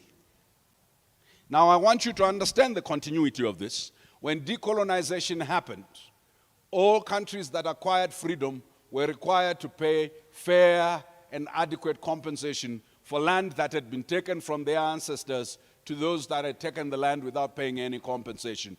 Those who had received free labor from them were required to be paid. How? From the taxation of the now politically independent. The Africa Development Bank 2020 report says 6 trillion was estimated wealth stolen from Africa during colonization. If you are thinking about what I referred to, the genocide against the Ere and the Nama, 1904 to 1908, which was extermination camps, and the sort of things you saw later on in 1945 in the Holocaust. King Leopold's reign, 1885 to 1908, Belgium's exploitation of the Congo led to the deaths of 10 to 15 million people who were in forced labor, mutilation and mass killings, including chopping of limbs. If you are in this room and you want to tell me that 1908 is so far, too long ago, for you to remember the loss of 10 to 15 million African lives, why do we remember the First World War? But some people were exiled, and others had their heads decapitated, including Chief Chingaira from Zimbabwe and others whose heads were taken to the British museums and remain there today. And the British say they can't return because their laws do not allow the return of human remains. But there were others who were assassinated. Thomas Sankara, Samora Machel, Walter Rodney, Bantu Steve Biko, Amilcar Cabral, and the list is long. You think assassination and exile was the worst thing? As late as 1958, there were human zoos in Europe, in Belgium, and in Paris, where they kept black children in those zoos. The last one, 1958, and in Germany and in the United States.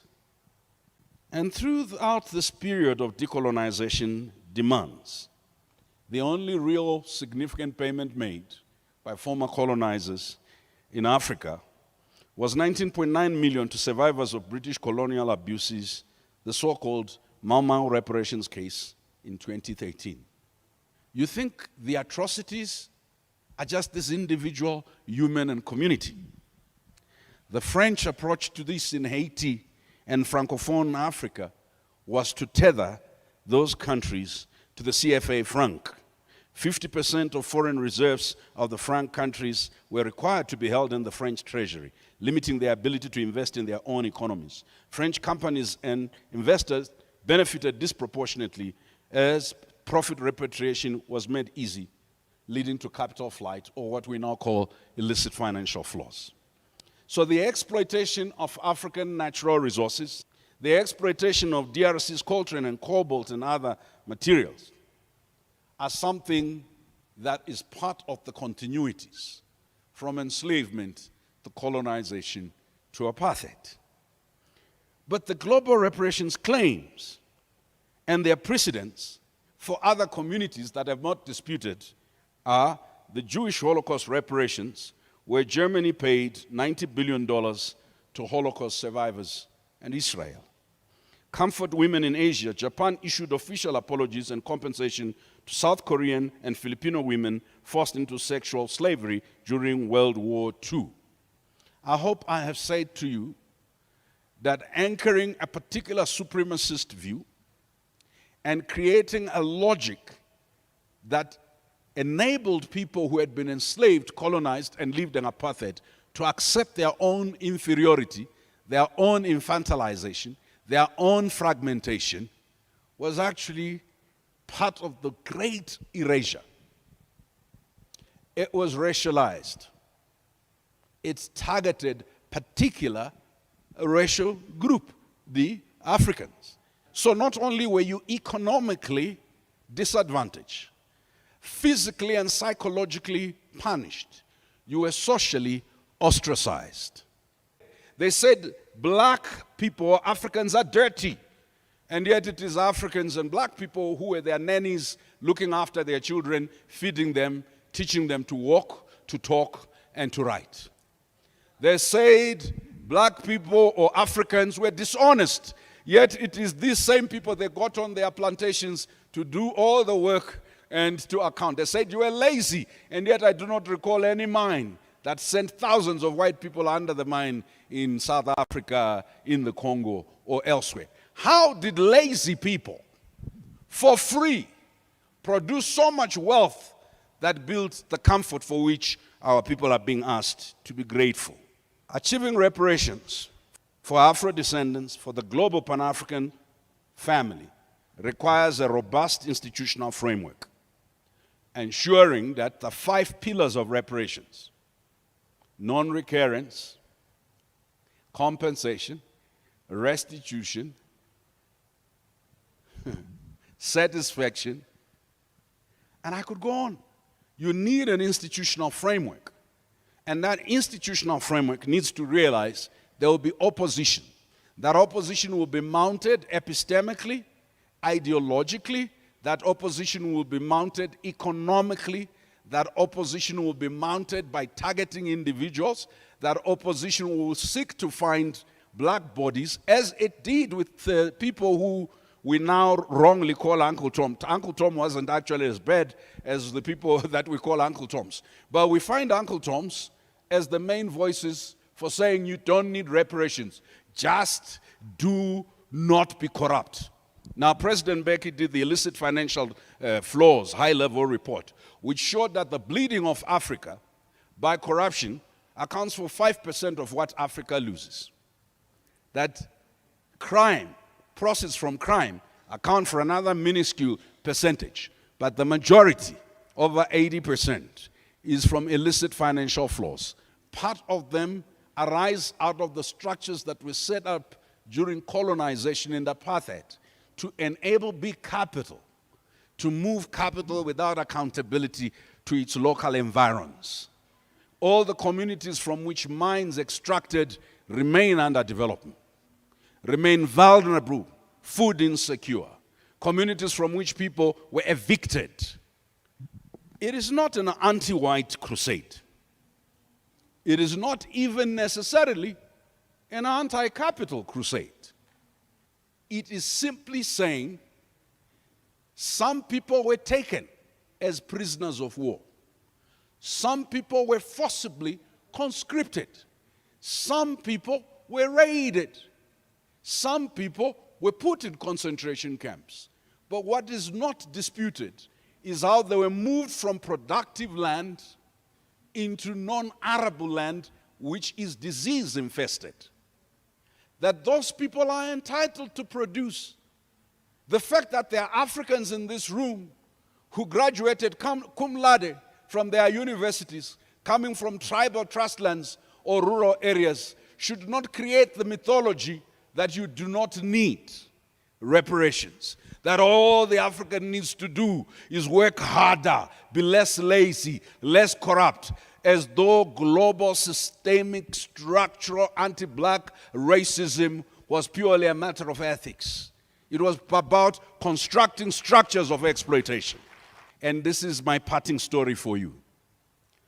A wealthy man gives his 18-year-old son, who has a provisional driver's license, not yet a license, his expensive Mercedes-Benz.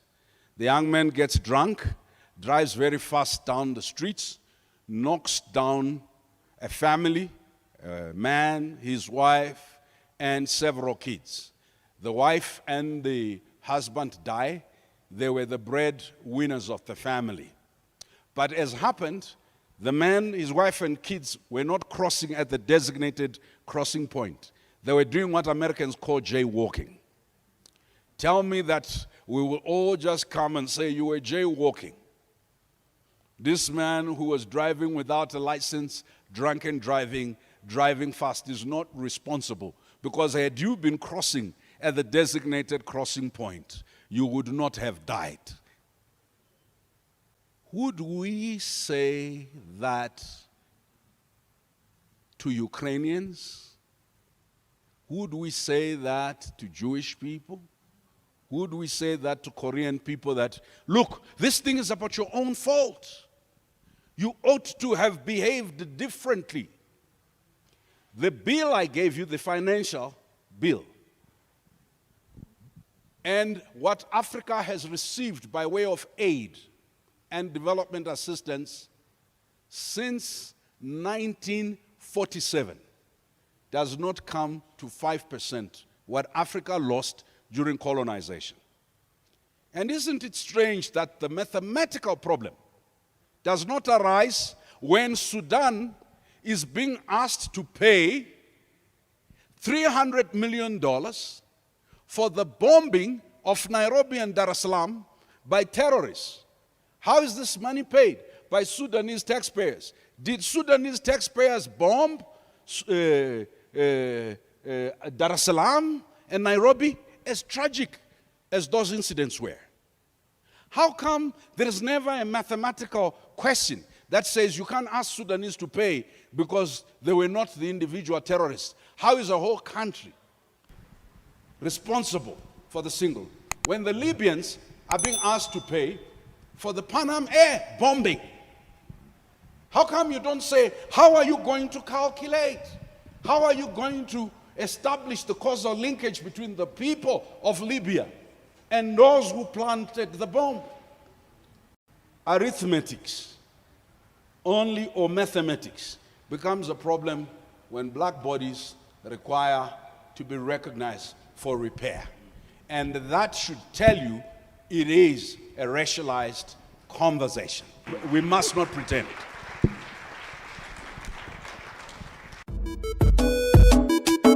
I'm a king, yes, I'm a king. I'm a king. The colonial architecture of power destroyed African empires that were growing towards macro, and created the idea of a micro-native who could not own a land to produce on, who could not own sheep, goats, cattle. They even stole them from the Khoisan. And then you were confined to a rondavel and a little productive area. If you were a nomadic pastoralist, you were confined to a narrow area, mostly non-arable, and where you couldn't live. You were put into rural areas. Some people were put into urban areas. The urban was only to be accessed by Africans and black people if they were in the service of white interests. And then if you were brownish, not totally black, you were on the periphery of the urban, mostly where the sun hits you in the eye when you are going home and hits you in the eye when you are coming to work. Where the affluent or effluent or the wastage from industry flows to, Somadare, Korogosho, the slums in Kenya are not an accident of geography or poor planning. Nor is Khayelitsha, King Williamstown, and etc. The Islamization and pauperization of people, who you want to be close to, the ground you wish to be close to, is a product of geospatial planning by particular forces and factors of production. What culture, what language, what education, what opportunities you were able to access were based on Eurocentric constructs of what you were entitled to or the place you were assigned to as a black or brown person.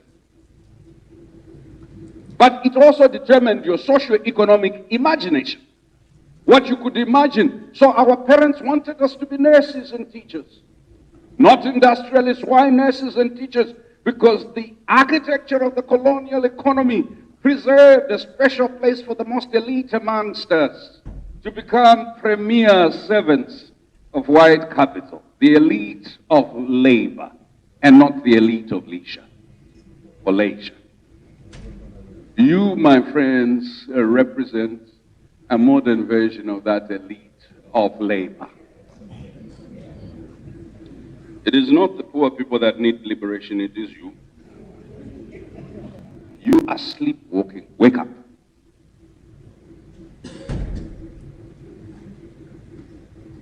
So, your children go to school, come out with degrees, even masters and PhDs, knowing absolutely nothing. They neither have the skill nor the capacity to transform the reality of the oppression that has bounded their people for generations. You know why? The little money that you have, you are investing in constructing literate ignorance. The black intellectual is grassroots in global intellectualism. The black capitalist is grassroots in global capital. They are mere clients or proxies. You are considered most educated if you can quote the most scholars from the Ivy League or Oxbridge schools, but you are not considered knowledgeable if you have an understanding of how to construct solutions for your own societies that are not based on reproducing stupid and silly legal categories of organization, of ethics, and of governance. I am a lawyer. I have practiced law.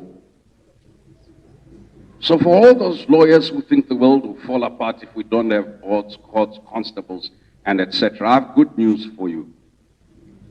Braithwaite and Drowse, some Pacific scholars suggest that they are model missionaries and model mercenaries.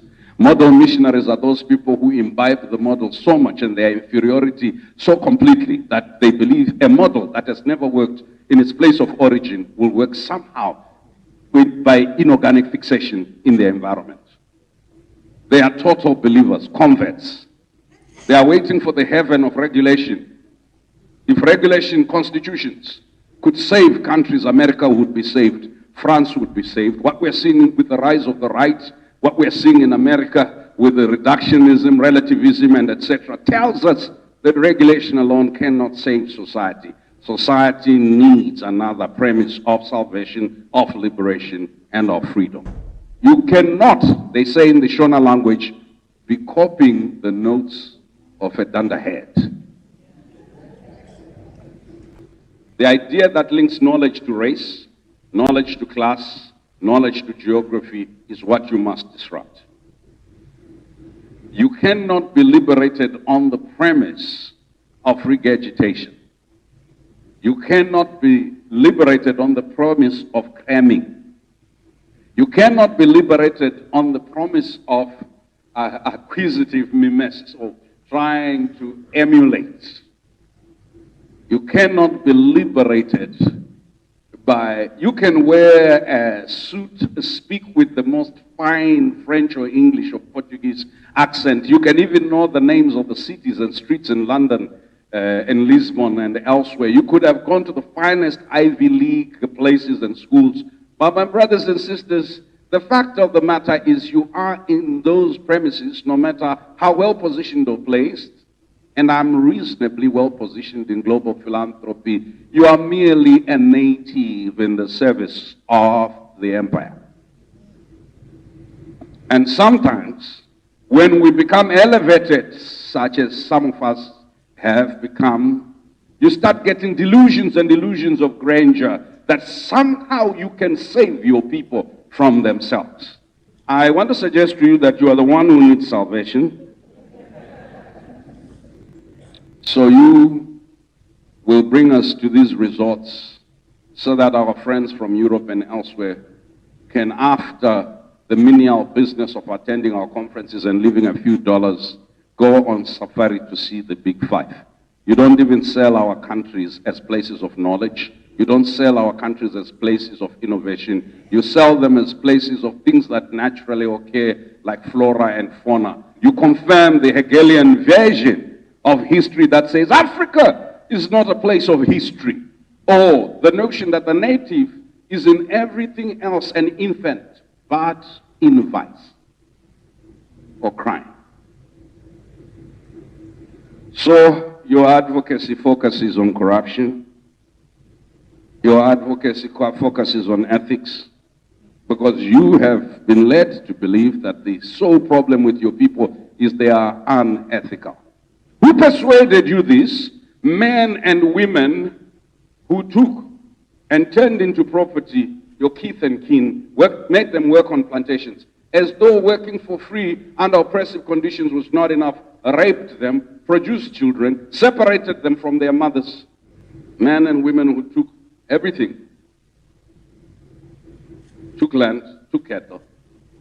Men and women who actually in 2023 have the audacity to come and say, we apologize for the indiscretions of colonialism, but we will not make repair.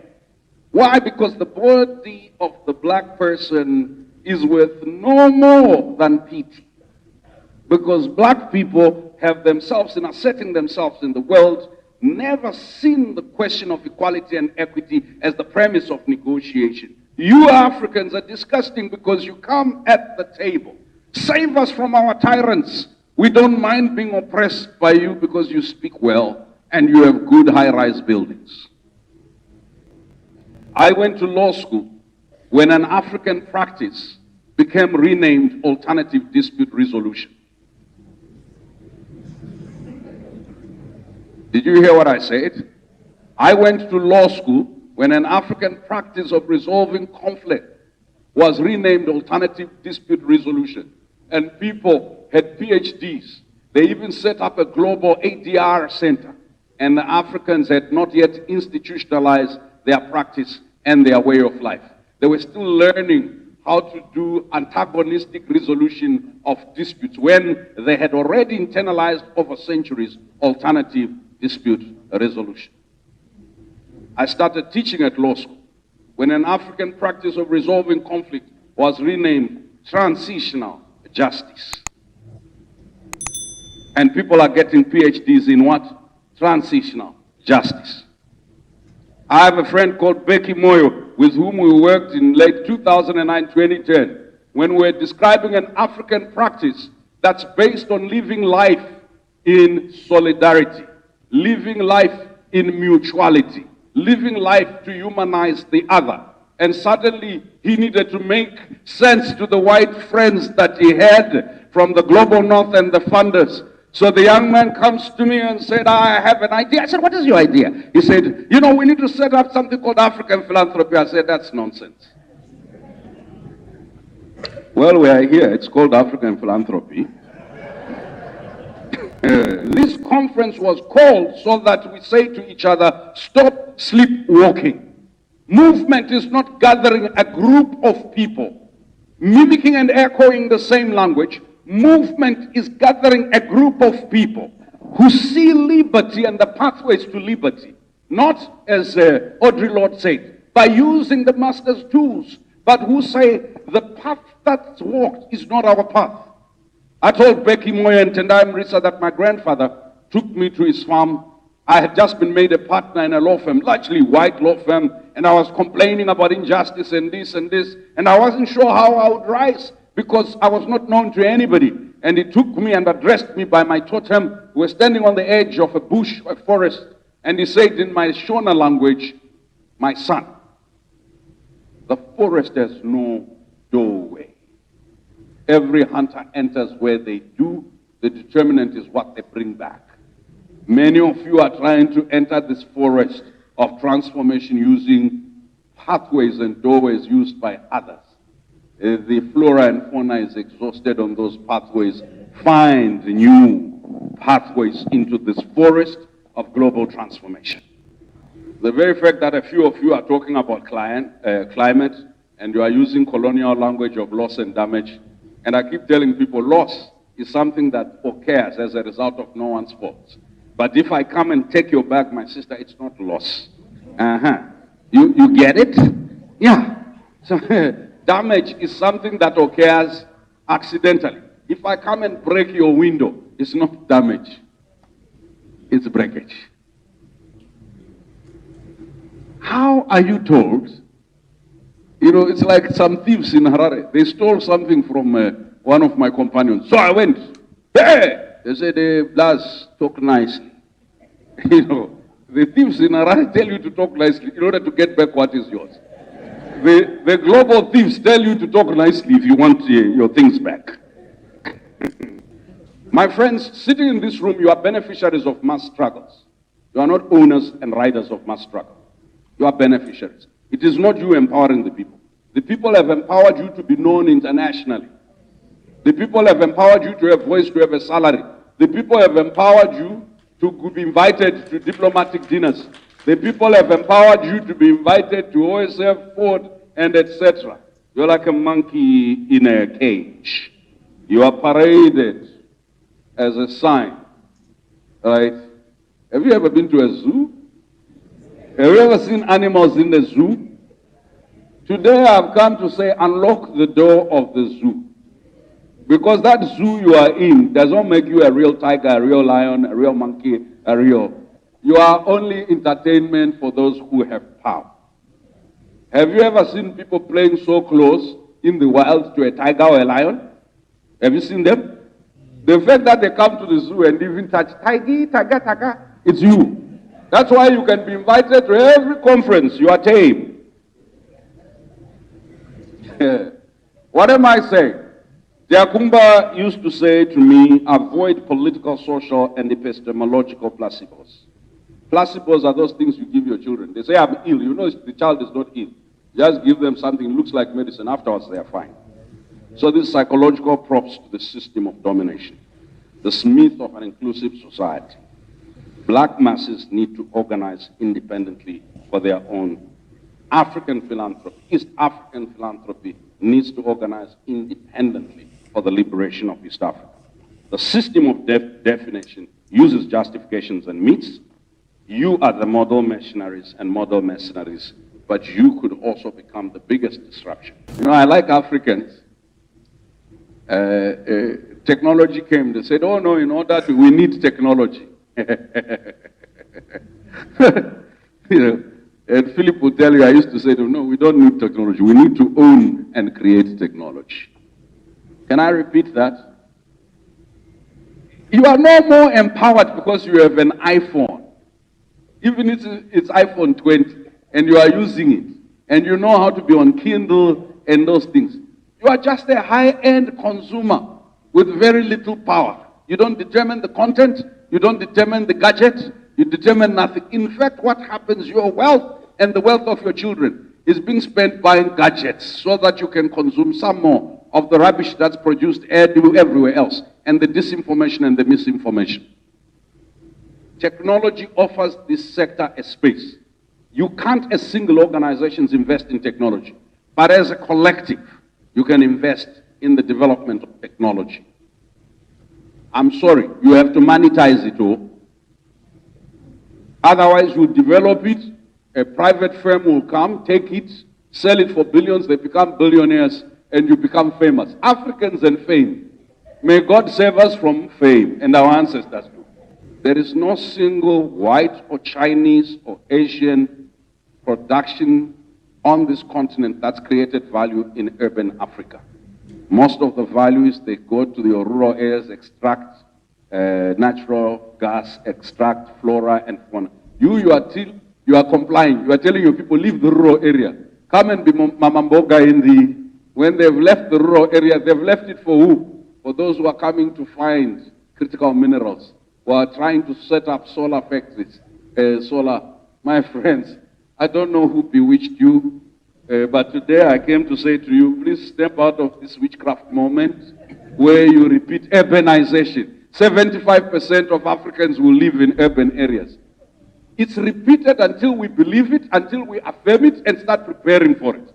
Why are Africans living in urban areas? Because we have enforced through policy rural stagnation. Why have we enforced through policy rural stagnation? Because there are very few minerals under the city of Nairobi. Right?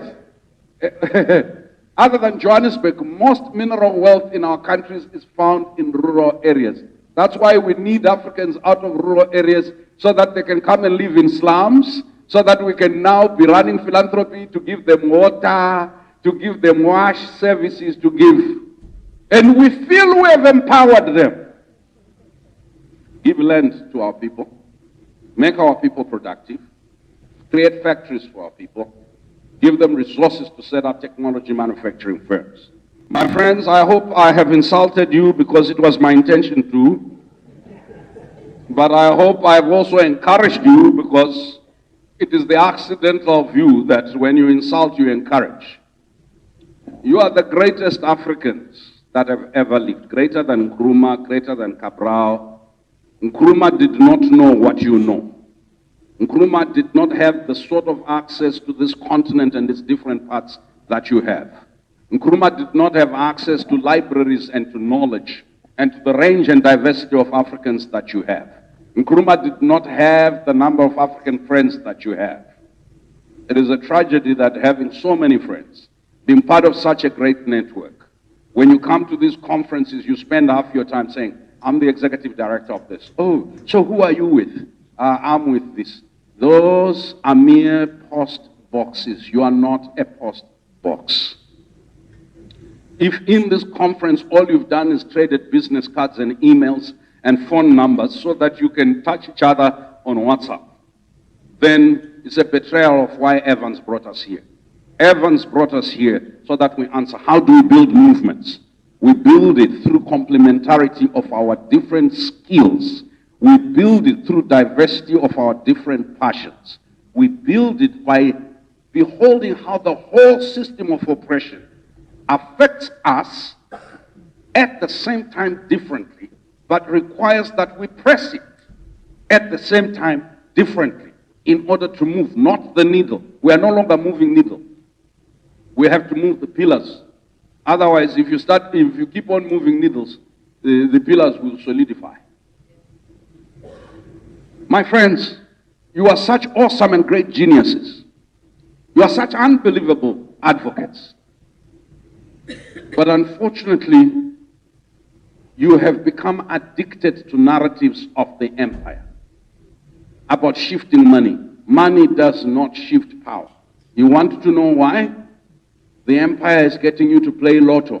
Each one of you think you will win. You scratch a couple of numbers and you wait for the win. Who makes money when you play lotto? The owner of the lotto. Who's making money when you do what you are doing, saying philanthropy? The owners of philanthropy. Who's determining the direction of philanthropy? Who's determining the nature of funding of philanthropy? Who's determining the shifts in philanthropy? Who's determining the engagement of global power philanthropy? Who's determining these things? It is not you. You are asking for voice. Voice. Can you pinch yourself and just say, wake up? Voice.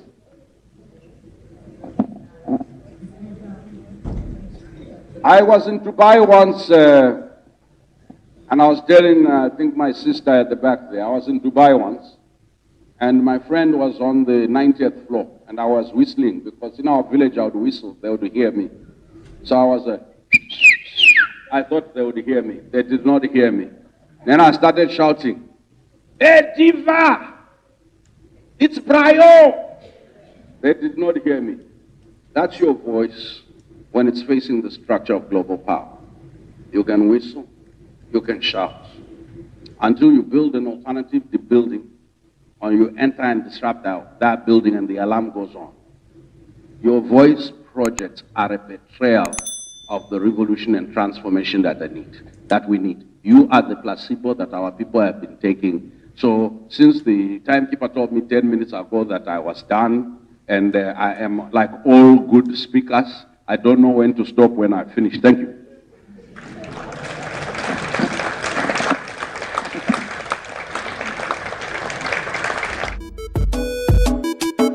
I'm a king, yes, I'm a king, I think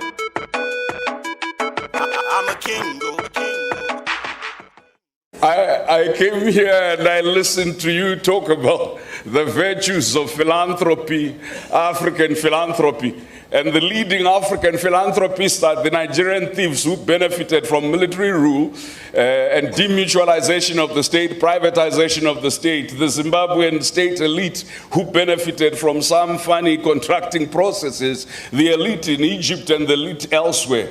Wherever you turn, you cannot separate philanthropy from kleptocracy. I'm a king, yes. I work for a global philanthropy, and I can safely say, without any fear of contradiction, not knowing whether I'll still have my job afterwards, that the three inseparable things are colonialism, imperialism, and philanthropy, because this country, Zimbabwe, was colonized by a philanthropist called Cecil John Rhodes, who still gives money to Africans who are proud to be Rhodes Scholars. So the history of philanthropy in this country is a history of extraction. It's a history of undermining the collective will and sovereignty of my people. My own boss made money in ways that some of you have studied.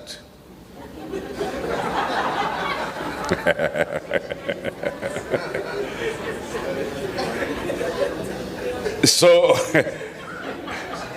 I came here and I listened to you talk about the virtues of philanthropy, African philanthropy. And the leading African philanthropists are the Nigerian thieves who benefited from military rule and demutualization of the state, privatization of the state. The Zimbabwean state elite who benefited from some funny contracting processes. The elite in Egypt and the elite elsewhere. Wherever you turn, you cannot separate philanthropy from kleptocracy. Our theory of change has vacillated from the embrace of neoliberalism, kleptocracy, imperialism, and colonialism and neocolonialism. And all we really want is for these capitalists to show a little bit of empathy and give us money to keep beehives, to make crafts and arts, and for the African women to be able to just put a meal of food on their table. And these philanthropists can continue to invest in extractive companies that are taking away water, taking away natural resources, taking away sovereignty. Look, my friends, I'm not in the business of crumbs. No matter how beautiful or tasty they are, I'm not here for the leftovers of capitalism that is raping my country, raping our future, undermining our sovereignty. No, if that's what you are here for, stay alone. I say, oh, Brian, be practical. Okay. You should have told Mandela that, be practical. Just be a good native. Stop fighting for the liberation of South Africa. You know, then you won't go to Robben Island. Freedom is not a convenience, my brothers and sisters. So this rethinking, somebody said shifting power. I've been listening to them talking about shifting power. And I'm saying power. It's not a gear that you shift. You are shifting it how? You know, well, how do you shift power between yourself and Bill Gates? Between yourself and George Soros? Between yourself and, look my friends, you either make alternative power, disrupt existing power, right? Or ignore existing power. Please, stop using placebos. When a child comes to you and they think they are sick, they say, no, I'm not well. Then you give them something, it's not even a tablet. Yeah, and then they come and say, are you okay, baby? Yes, I'm well. And I have a bunch of African intellectuals and activists who now want to engage in the business of giving society placebos. The progressive underdevelopment of our society is because of three terrains. The terrain that accepts that black, brown, people of color, and Africans really have no notion of civilization, and therefore they need to be civilized. They have no notion of commerce, and therefore they need to be put into microfinance, micro-enterprise, micro-philanthropy. The micromanagement and micronization of the native is also part of native intellectual genocide. They accept we can never be macro at any stage. It is impossible for us to own our own economies, the real economies, to manage our own economies, to be the real deciders of our destinies. So we are happy to have crumbs from the master's table. If this is what we're doing, then you guys are really good native commissioners, and you represent what Mamdani said, decentralized despotism. Just get another native to tell the other native, everything is gonna be all right. You know, I worked for a group, and I'm sorry, my friends from ActionAid, I worked for ActionAid International. And after some time, I discovered that we had been, as ActionAid in Kenya for more than 40 years. And the same people who founded ActionAid had founded Oxfam, and we had been doing some powerful work to deal with powerful issues. And then I then asked, guys, where are the people that we took out of poverty? Because it looks like we took them, but the poverty is still in the community where we started. We built schools and even branded. We had strategies to fight poverty together. And the right to end poverty, power to end poverty. And then I joined the United Nations Development Program. And we were there empowering communities, building their capacity. The people who needed capacity built were the capitalists who kept on doing the same old things, even worse, to undermine the global ecology, leading to the ecological crisis. And we were not paying attention to the people. Steve Biko got so upset with his white liberal friends because they were always coming to the black consciousness movement trying to help the black people have capacity. And he says, my friends, this is not racist, it's practicalist. Why don't you go and you, since you are white, and deal with your fellows? Right? So in the theory of change, the seven organizing principles that I had this week that you need to deal with are this idea of altruism of foreign, local, regional, rich sugar daddies and sugar mummies. That their private preference and personal fixations should be appreciated no matter how disconnected they are from our own developmental aspirations as a collective, as a people. Now, the power asymmetry in getting a billionaire to ask only one poor community what they want when they don't have information about what's possible, right? Sounds so good, it sounds so empowering. I come from the left. The people must decide. The local must decide. And localism in the context of power and information asymmetries becomes the worst form of enslavement. Number two, so we use power as a site, social power, political power, economic power, military power, determines the contours of philanthropy. But these also determine the contours of injustice. And philanthropy does not work except in two of those dimensions. And it is almost deliberate. When it works in technology, only 5% of philanthropy is talking about ownership of technology, and therefore leveraging the ability to become a global player from the local. Most of philanthropy is trying to help us to use technology more effectively to manage and report on our misery. And the more we use that technology, the more the billionaires that are sitting in Silicon Valley and elsewhere that own the intellectual property rights to the technology become wealthier.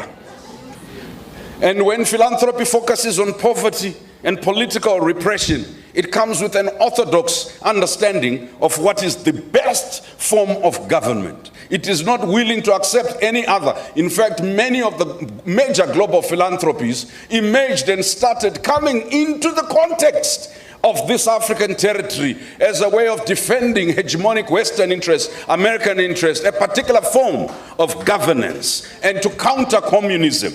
So it did not come to diversify, to guarantee diversity. It came to ensure that one version and vision of the world was established. So, my friends, if you don't look at the racialized nature of global philanthropy, you will not understand why, when philanthropy is controlled and transacted by the same principle, even if it is being done by people who look like Brian, who are black, some of them as silver black as I am, that racialized outcomes are not dependent on the color of the person that's implementing the project or the system.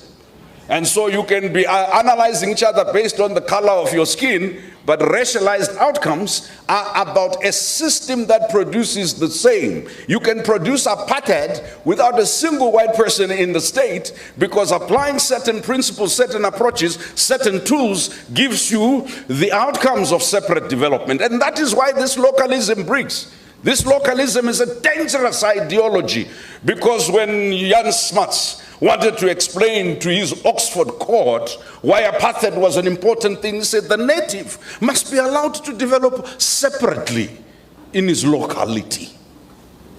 And the white people, because they have a unique culture, must be allowed to develop separately.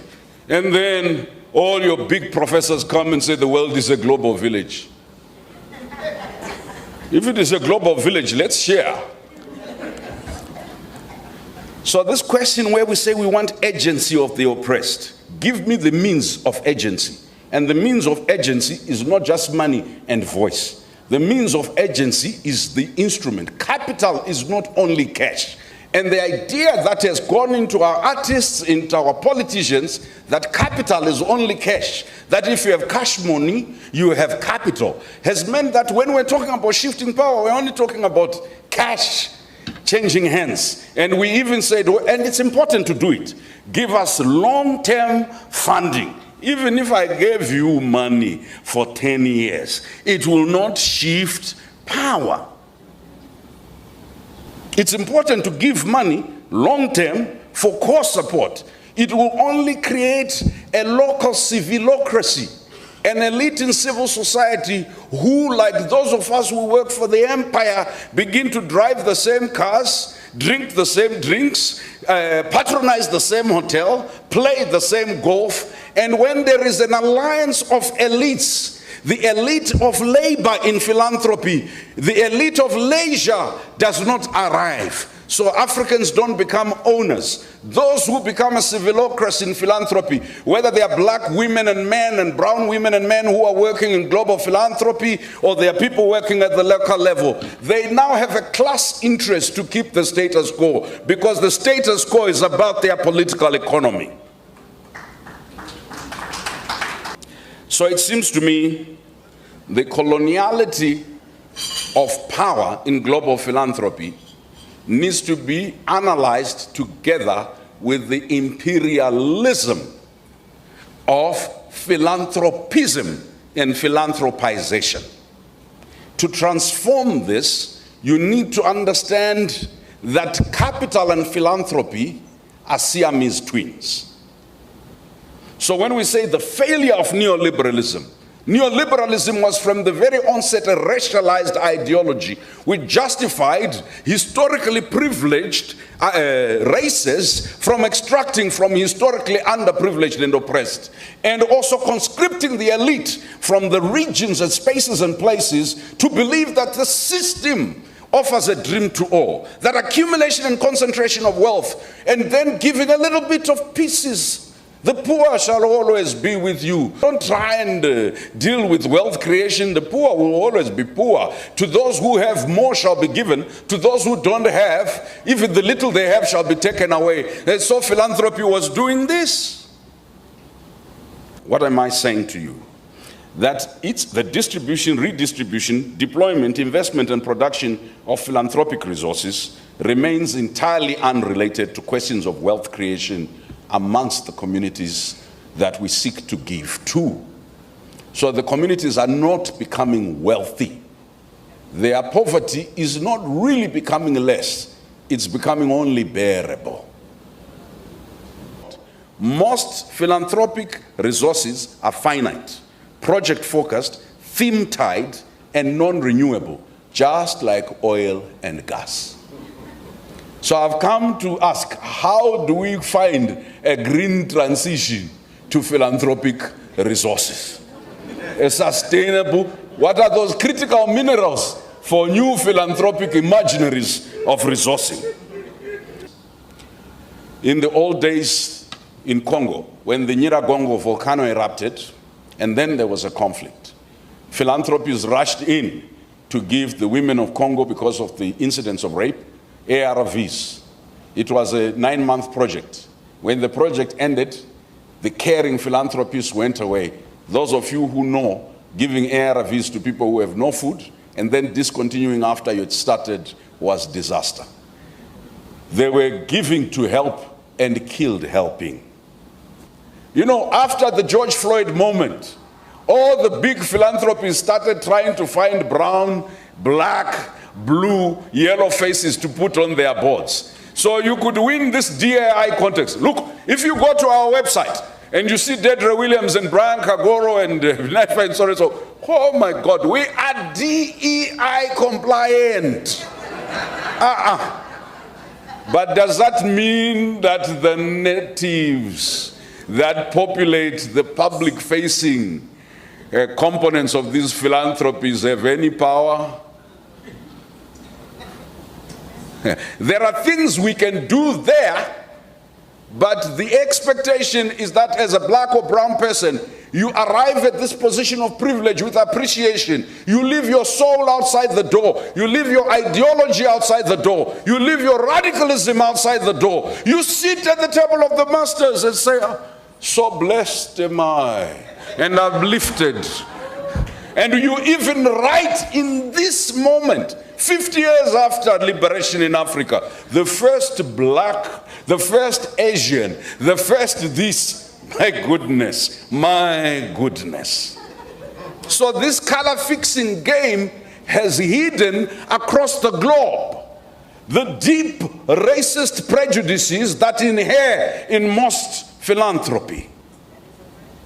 There has not been the courage to face the challenges of class inequity, the division between global north, global south, the division between men and women, the division between where do we send large grants to, and if we want to give Africa a lot of money or Asia, we have to find a white person we can trust in South Africa, a white person we can trust in Zimbabwe. I'm sorry, I know those of you who are white, this is not really about you, it's about the system. Right? This color fixing African philanthropy that wishes to leverage its power globally must fight 3 struggles. The local struggle for dignity and agency and knowledge, to end knowledge imperialism. The regional struggle to fight fragmentation and create an ecosystem of mutual support amongst philanthropy. But the global struggle, because you won't have time to do the African philanthropy, you will not be left alone. Because where do you think the rest of us will go? We'll also be trying to gain relevance in your context, right? And so that's, if you noticed all the big philanthropies, the minute Dr. Moyo and Wits started talking about Africa philanthropy in an organized way, they now don't give small or $1 billion, $5 billion, $10 billion. And the rest of us spend our time chasing the billions and that retains the influence of the status quo, our ability to imagine alternative means and forms and ways of generating wealth and resources that give us longevity is undermined by the short-term availability of toxic goodness. I work in global philanthropy, and I hope everyone that works with me will watch this, because I say this internally and I say this in public, right?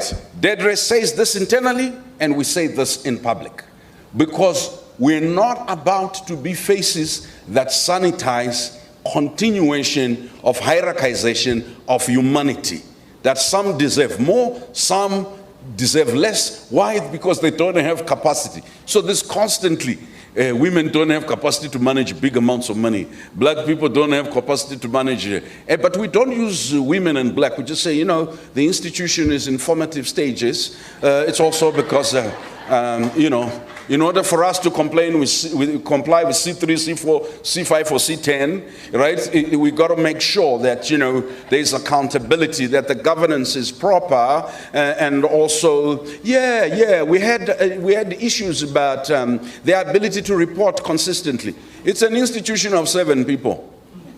They are working in a community of 10 million people. You want them to be writing a report every week to you to tell you, Massa, I've used your money as you pleased.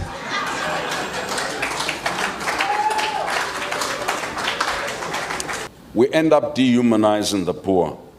We end up stigmatizing the ability of local knowledge to be transformative. We end up objectifying Africanness, womanhood, or any other status. And we end up disorganizing the broad mass, because money is not always an agent of good. When it is irresponsibly poured, it often creates new hierarchies and contestation within a local. Mischaracterization of the poor as voiceless and brainless. The next frontier of philanthropy is how to ensure that African philanthropy occupies and adopts the struggle to change what global philanthropy looks like, what global philanthropy does, how global philanthropy does what it does. For those of us who, like you, are in global philanthropy, it is for us to stop being self-righteous and thinking that our job is to act as native commissioners to ensure that you are complying with the imperial dictates of goodness, of capacity, and a start. It is the big billionaires, philanthropists that need greater coordination. I don't recall a moment where at the local level, for whatever reason, we were not coordinating. So local philanthropic development must be linked to Pan-African philanthropic development. It must be linked to global Africa aspirations. African philanthropies and Caribbean philanthropies and black Brazilian philanthropies and European philanthropies must align to produce a narrative of philanthropy which is not only begging the status quo to do things better, but a narrative of philanthropy that begins to reimagine the instruments, the institutions, the processes. It must contest the binary of profit and non-profit. Any of you who had mothers will know that your mother was both a for-profit and non-profit institution. Because for one, she was your mother, but two, she had to sell vegetables, do something to educate you. And the fact that our government still have this very strict for-profit, non-profit bit that's defined, and you don't get a tax incentive as a woman who does philanthropy. But if I come as an external philanthropy, I get a tax incentive. The tax codes need to be reimagined. The binaries need to be reimagined. We need to create regional, national, not just funds, but repository of knowledge, repository of technical support. We need to be African philanthropies giving to other Africans outside their borders. Right now, the limitations on remittances of money in Zimbabwe, in South Africa, and elsewhere are such that even if you wanted to be a Pan-African philanthropist, it's very expensive to give money to your brethren and your sister. The struggle that is facing us is much more than natives being accepted as equal human beings. It is building the future based on our image. And building the future based on our image means contesting, means protesting, means proposing, but it also means walking away, as I am about to do.